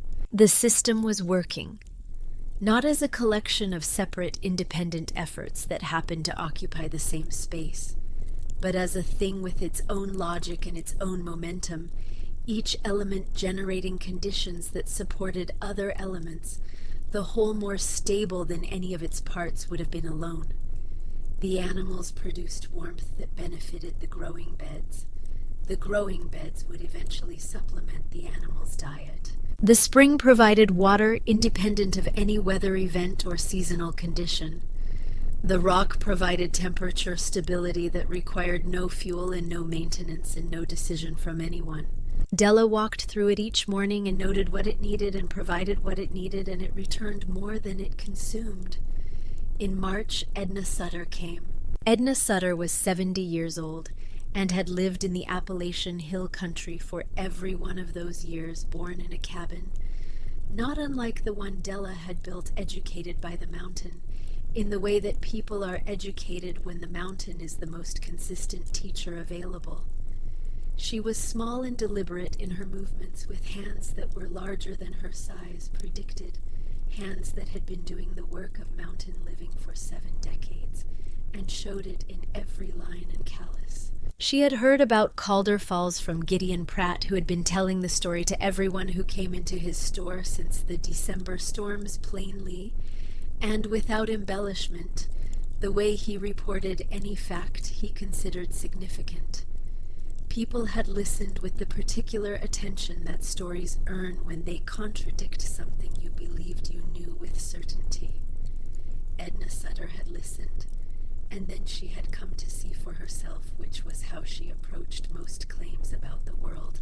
She arrived without announcement on a clear March morning and walked up the approach path at the pace of someone who had been walking difficult terrain for 7 decades and had not found it necessary to develop opinions about the difficulty. She stood at the chamber entrance and looked at it with the eyes of someone who was not going to be moved by appearances, only by what things actually were when you paid attention to them properly. She went in. She walked the full length of the primary chamber and the secondary passage. She crouched beside the growing beds and took soil between her fingers and rubbed it and smelled it. She looked at the spring and the basin and the drainage channel. She examined Nessa's temperature maps without asking what they were, because she understood from the logic of the markings what they were recording. Then she sat down near the spring and looked at Della. She said, "The soil in the primary beds is beginning to deplete. You can see it in the older lettuce. The leaves are reaching for something the soil isn't providing anymore.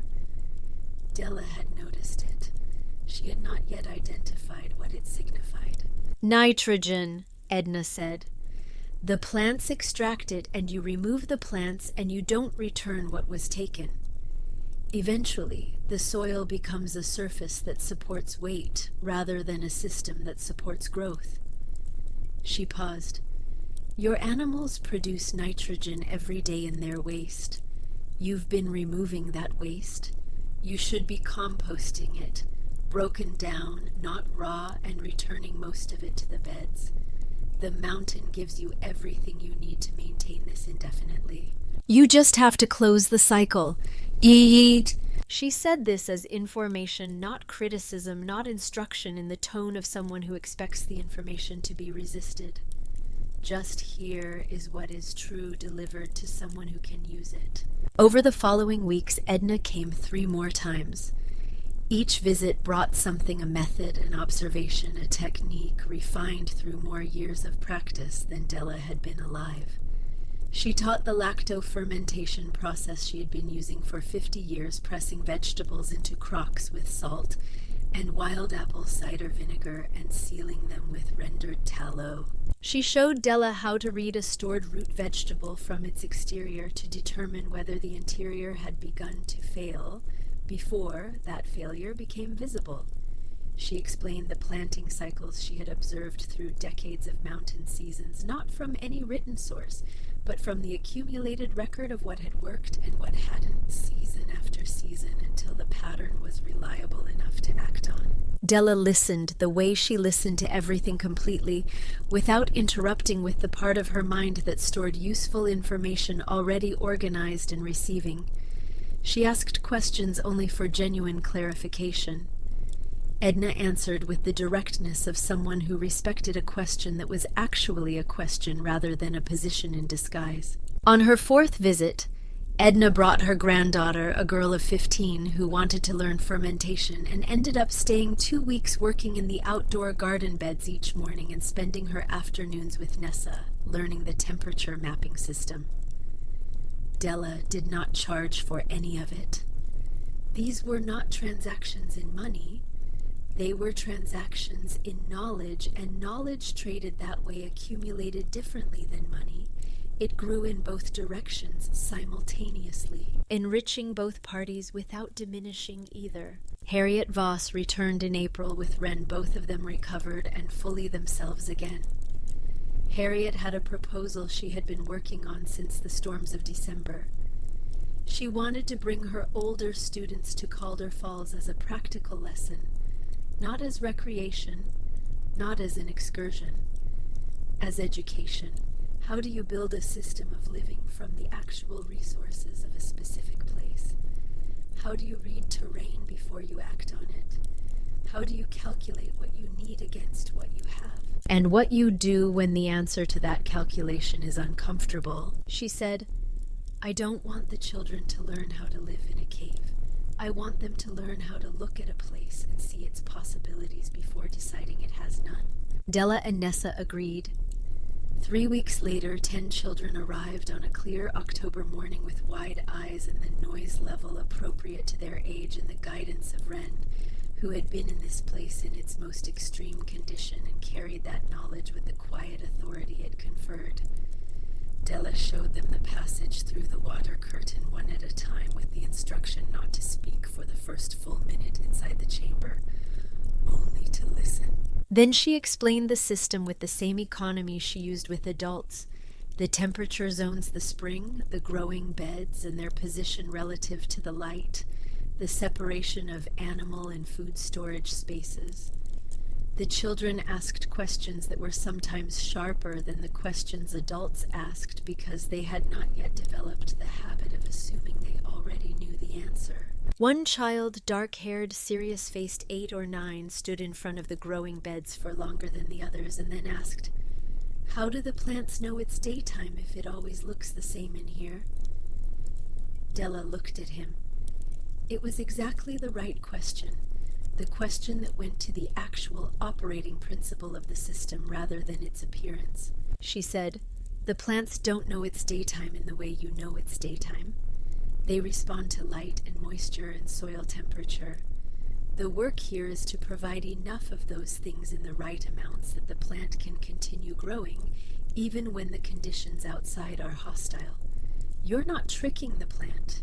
You're meeting its actual requirements by means it doesn't need to understand. The child thought about this for a moment. Then he nodded slowly, the nod of someone fitting a new piece into a frame that has been waiting for it. Harriet Voss, standing at the back of the chamber, wrote something in her notebook.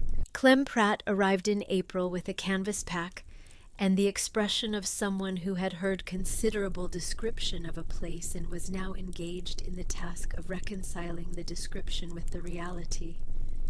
He was 18, lean, observant, with the long, careful fingers of someone who had spent years doing precise work with small objects. He spent his first day carrying soil from the creek bank to the chamber, a task Della gave him without explanation. He carried it without asking why, which told her something useful about him. At the end of the day, when the work was done, he asked why. Not as resistance, as genuine inquiry. She explained the nitrogen cycle, the depletion. Edna had identified the need to return what the plants extracted. He listened, was quiet for a moment, then asked how many loads per week were needed to maintain the balance given the current bed size and plant turnover. She told him she didn't have a precise number yet. He took out a notebook he had brought unprompted and began working through the calculation from the information she had provided. He arrived at a number that she had not computed, but that when she considered it against what she knew from observation seemed consistent with what the system was telling her. That was the day Clem Pratt became someone the work could use. Through the spring and into the summer of 1884, he moved through the system with the analytical attention of someone who thinks in quantities and relationships and finds the translation of experience into number to be a natural and satisfying operation. He converted Della's accumulated knowledge held in her body in the muscle memory of months of physical work, in the instincts that observation builds without announcing itself into written records organized by category and date, precise enough that someone who had never been to Calder Falls could read them and understand the structure of what existed there. He asked questions in the evenings after the day's work was done, and the questions were usually the right ones. Burton Hale came in May, brought by Gideon Pratt on a day when the falls were running their spring volume and the light through the water curtain was at the best angle of the year, the angle that turned the chamber into something that looked designed by someone who understood both architecture and light, which it had not been, and which made it no less remarkable. Burton Hale was 62, a civil engineer retired from 30 years of building water management infrastructure across the American South Canals, culverts, drainage systems, the practical hydraulic plumbing that agricultural civilization depends on without thinking about until it fails. He had the habit of silence that develops in people who have learned that looking longer than is socially comfortable before speaking produces better results than the alternative. He walked the chamber for the full morning. He crouched at the drainage channel Della had cut and ran his finger along its angle. He looked at the way the spring moved through its basin and away. He examined the mineral deposits at the junction of the wall and the floor, reading in them the record of centuries of water behavior.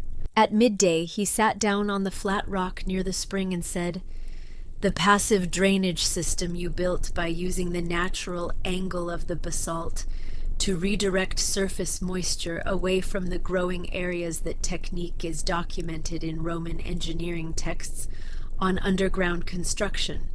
Not a variation of it, the same principle arrived at by the same method." He said it as a technical observation.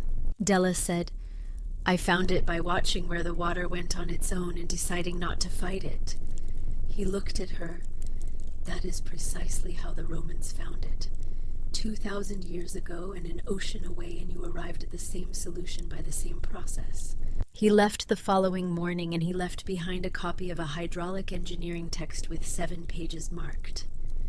That night, Della read it by lamplight until the oil ran low, and she found in the diagrams and the formal technical language the mathematical description of things her hands had already understood the vocabulary for principles she had discovered through error and observation, and the patient willingness to let the problem teach her what it knew.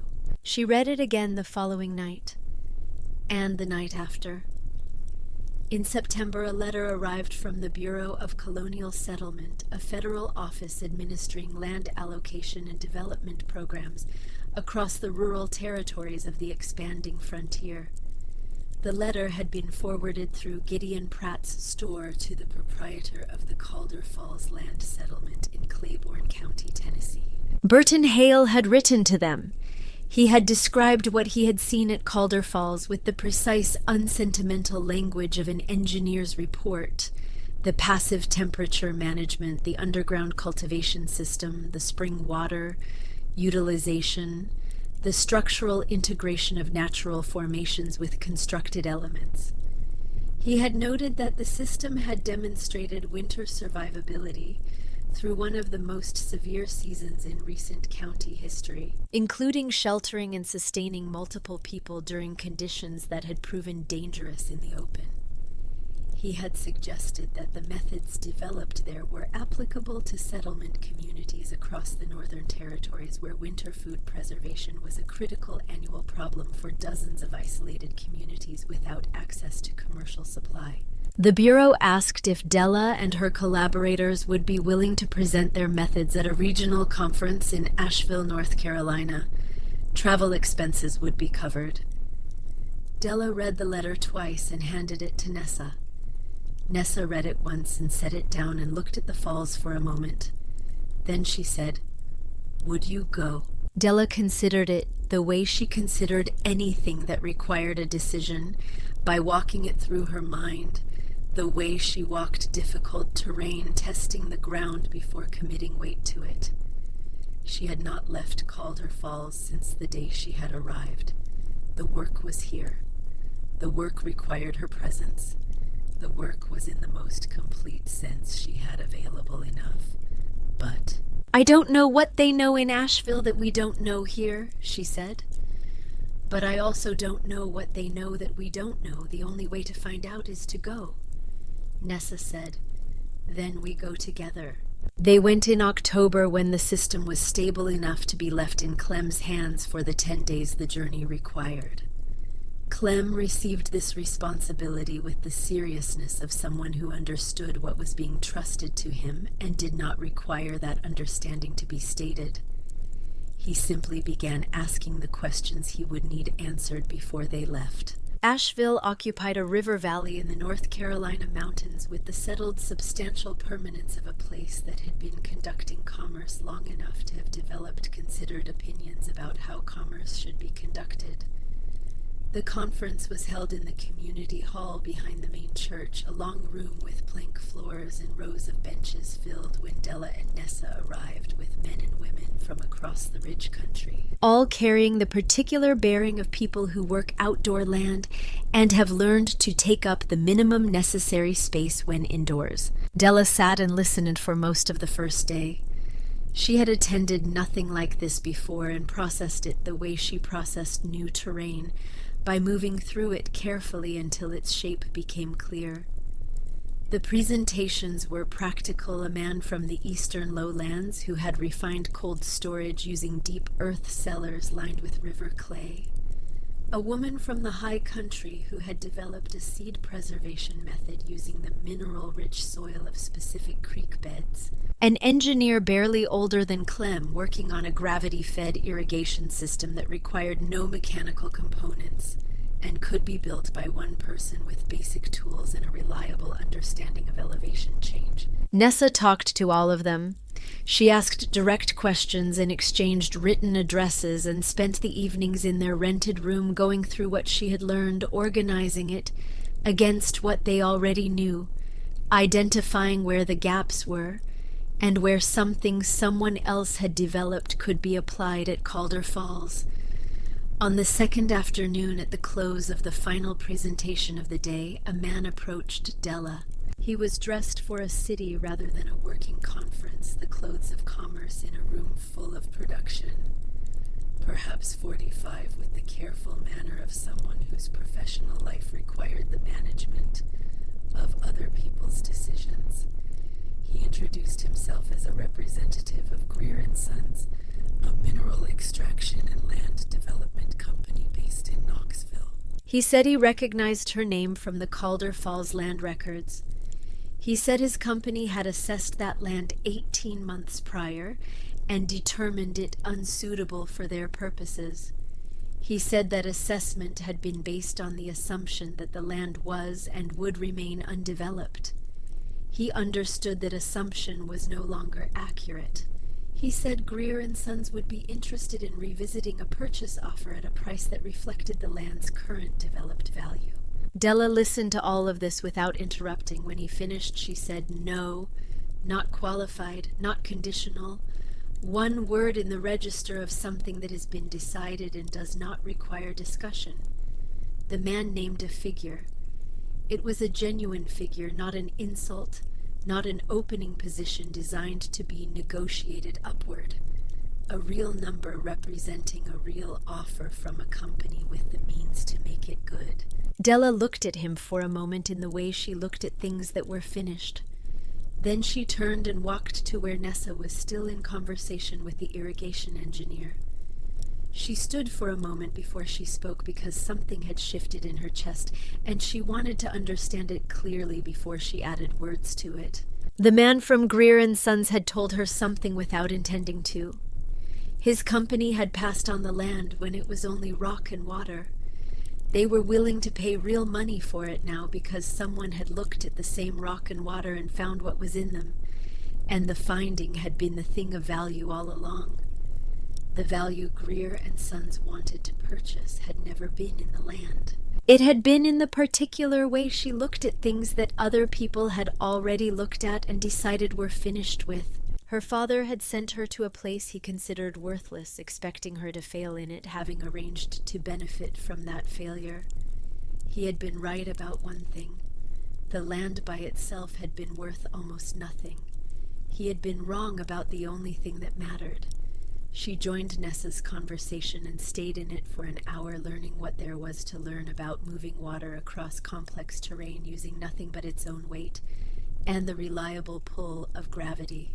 They left Asheville on a clear October morning and made the journey back to Claiborne County in 3 days of steady walking through mountains, burning with autumn color the particular extravagance of Appalachian fall, the red and gold against the granite and the deep green of the hemlocks that refused the season's palette entirely. They talked when they had something to say. They were quiet when they did not. This was the most comfortable form of travel either of them had found.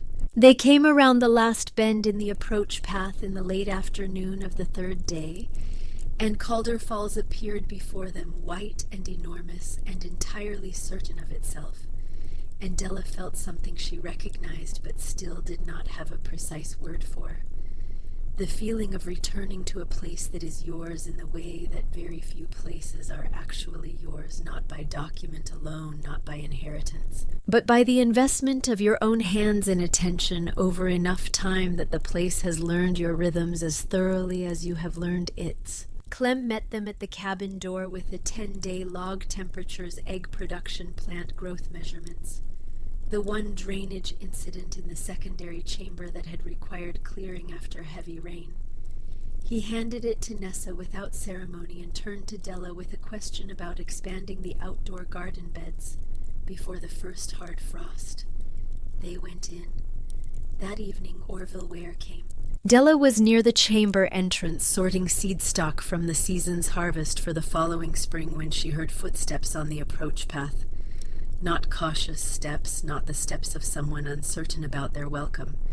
The steps of a man who had made a decision and was in the process of carrying it out. She went to the cabin door and opened it. Orville Ware was 52 years old, and the years had made him more himself rather than different. The particular difficult self, he had always been more concentrated, now less diluted, by whatever had once balanced it out. He was not a man time had softened.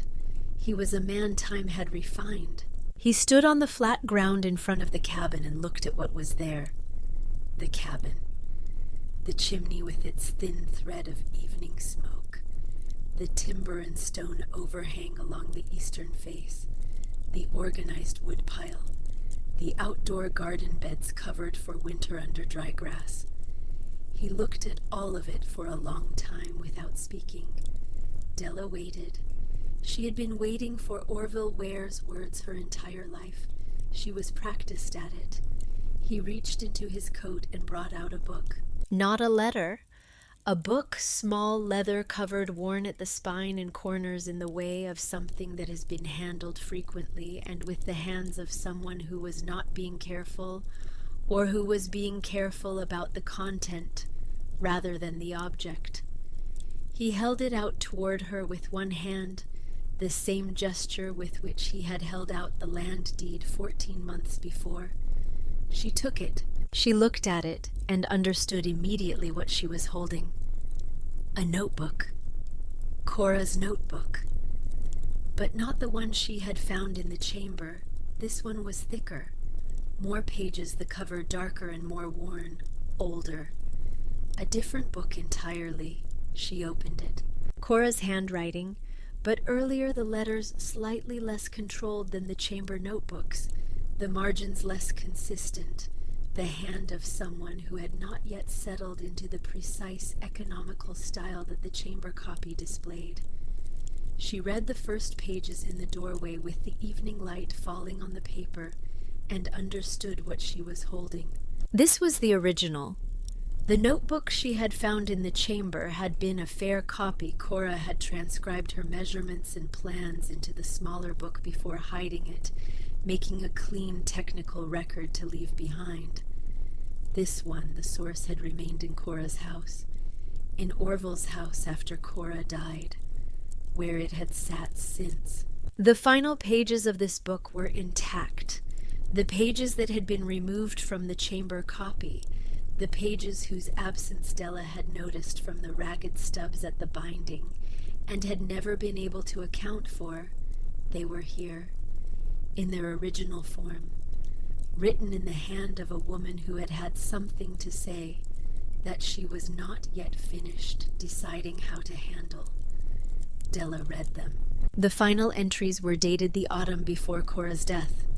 They were different in tone from the technical records that preceded them, less measured in their language, more direct, written in the way that people write when they have been building towards saying something for a long time, and have finally decided that the building is finished. Cora had known about Greer and Sons. She had known about Orville's approach to them, his proposal to sell the land she had not yet decided to sell. She had known about the survey conducted without her knowledge in August. She had written all of this down with the same factual precision she used for temperature readings as information without the distortion of emotion recorded, because recording was how she processed things she needed to understand fully before acting on. She had decided not to confront Orville directly because, in her experience, confronting Orville directly about a decision he had made had never changed the decision. She had written this too without bitterness as an observed fact about a person she had known her entire life. What she had decided to do instead was simpler and more permanent.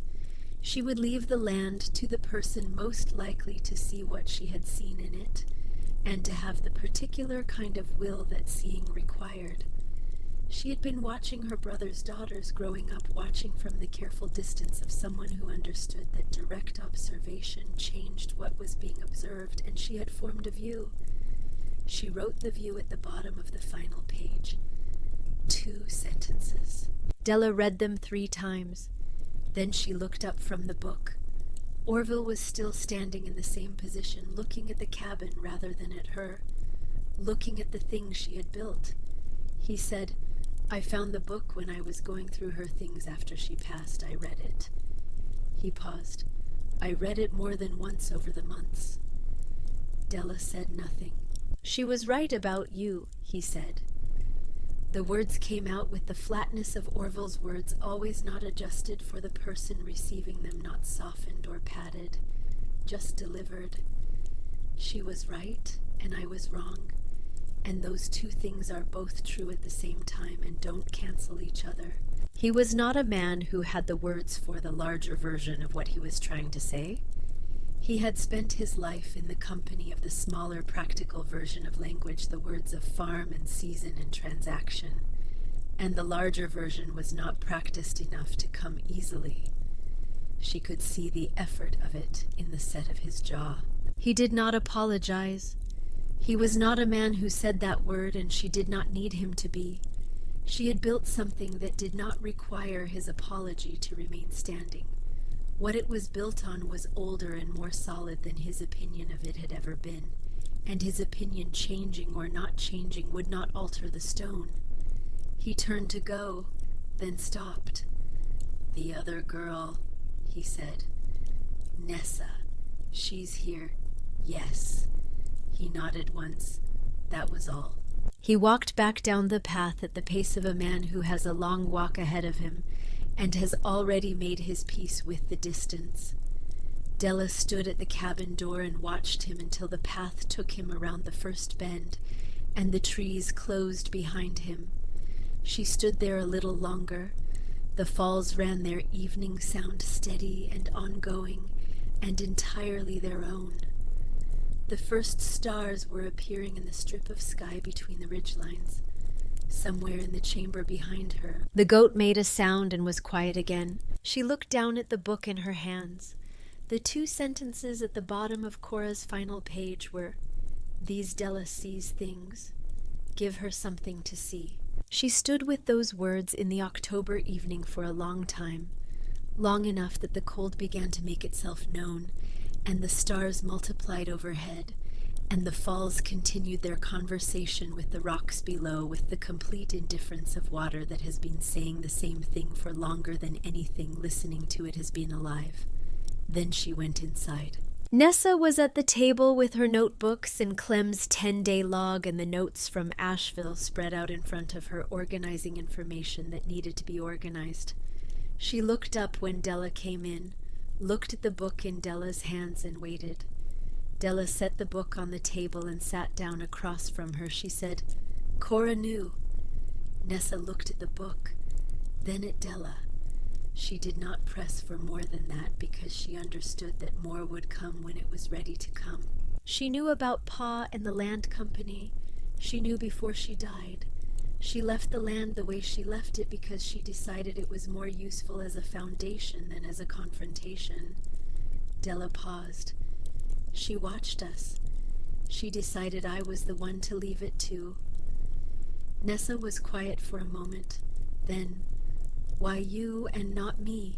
Della thought about that.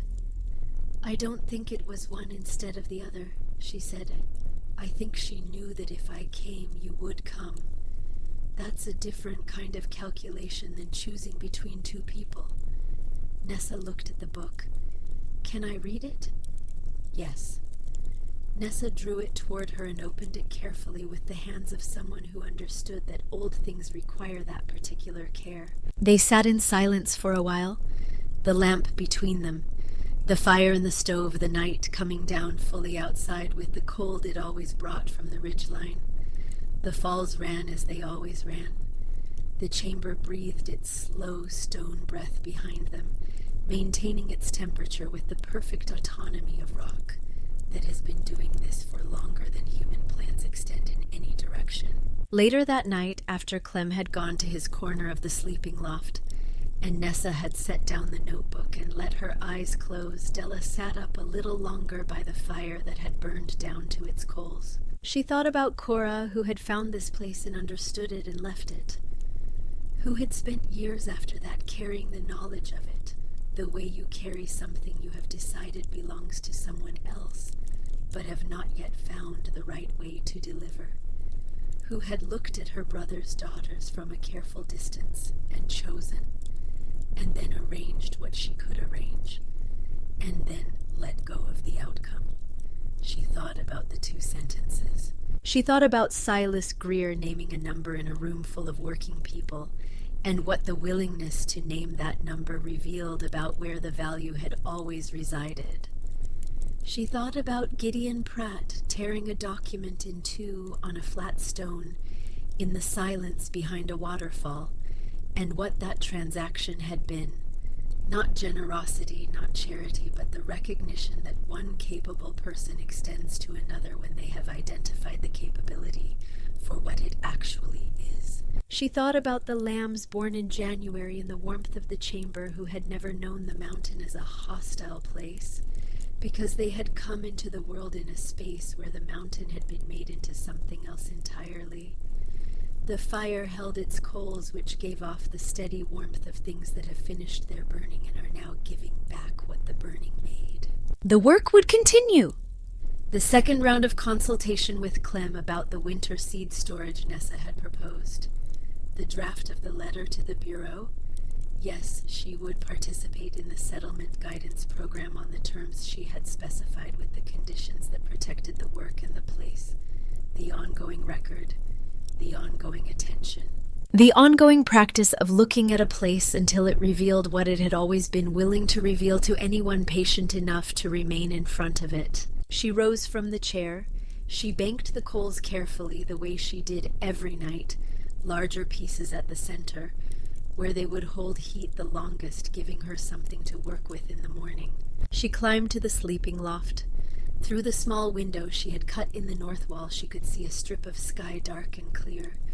The stars in their patient abundance over the ridge, indifferent to season and to everything that moved beneath them, with the confidence of things that do not move. Nessa was breathing slowly in the lower bunk. From the chamber below the cabin, the spring moved in its stone channel, patient and clean and continuous. The animals breathed. The growing beds held their soil and their roots and their readiness for whatever the morning light through the water curtain would offer them. The falls ran outside as they had run for longer than anything in the valley, had a name for spending themselves completely every second, and never running out, giving everything they had to the world below without keeping any of it, without rest, without the need for any recognition of what they were doing or why. Della lay down in the dark and let the sound of falling water carry her toward sleep, the way it had carried her every night for 14 months, the way it would carry her for every night she could see from here and many nights beyond that. She had come to a place the world had decided was worth nothing. She had looked at it the way her aunt had taught her to look, without ever saying a word to her about looking with her full attention, without arriving at the place already knowing what she would find. She had found water and stone and silence and the particular quality of darkness that knows how to grow things. She had built on all of it. In the morning she would take the axe down from its hook, test the weight of it in her palm, the way she tested the weight of everything, honestly, without pretending it was lighter than it was, and she would go out and do the next thing that needed doing. The falls would still be there. They would be there tomorrow and in the winter to come, and in every spring after it, moving through the same arc of season that everything in the valley moved through, indifferent and immense and perpetually themselves. It was enough to do the work. It had always been enough.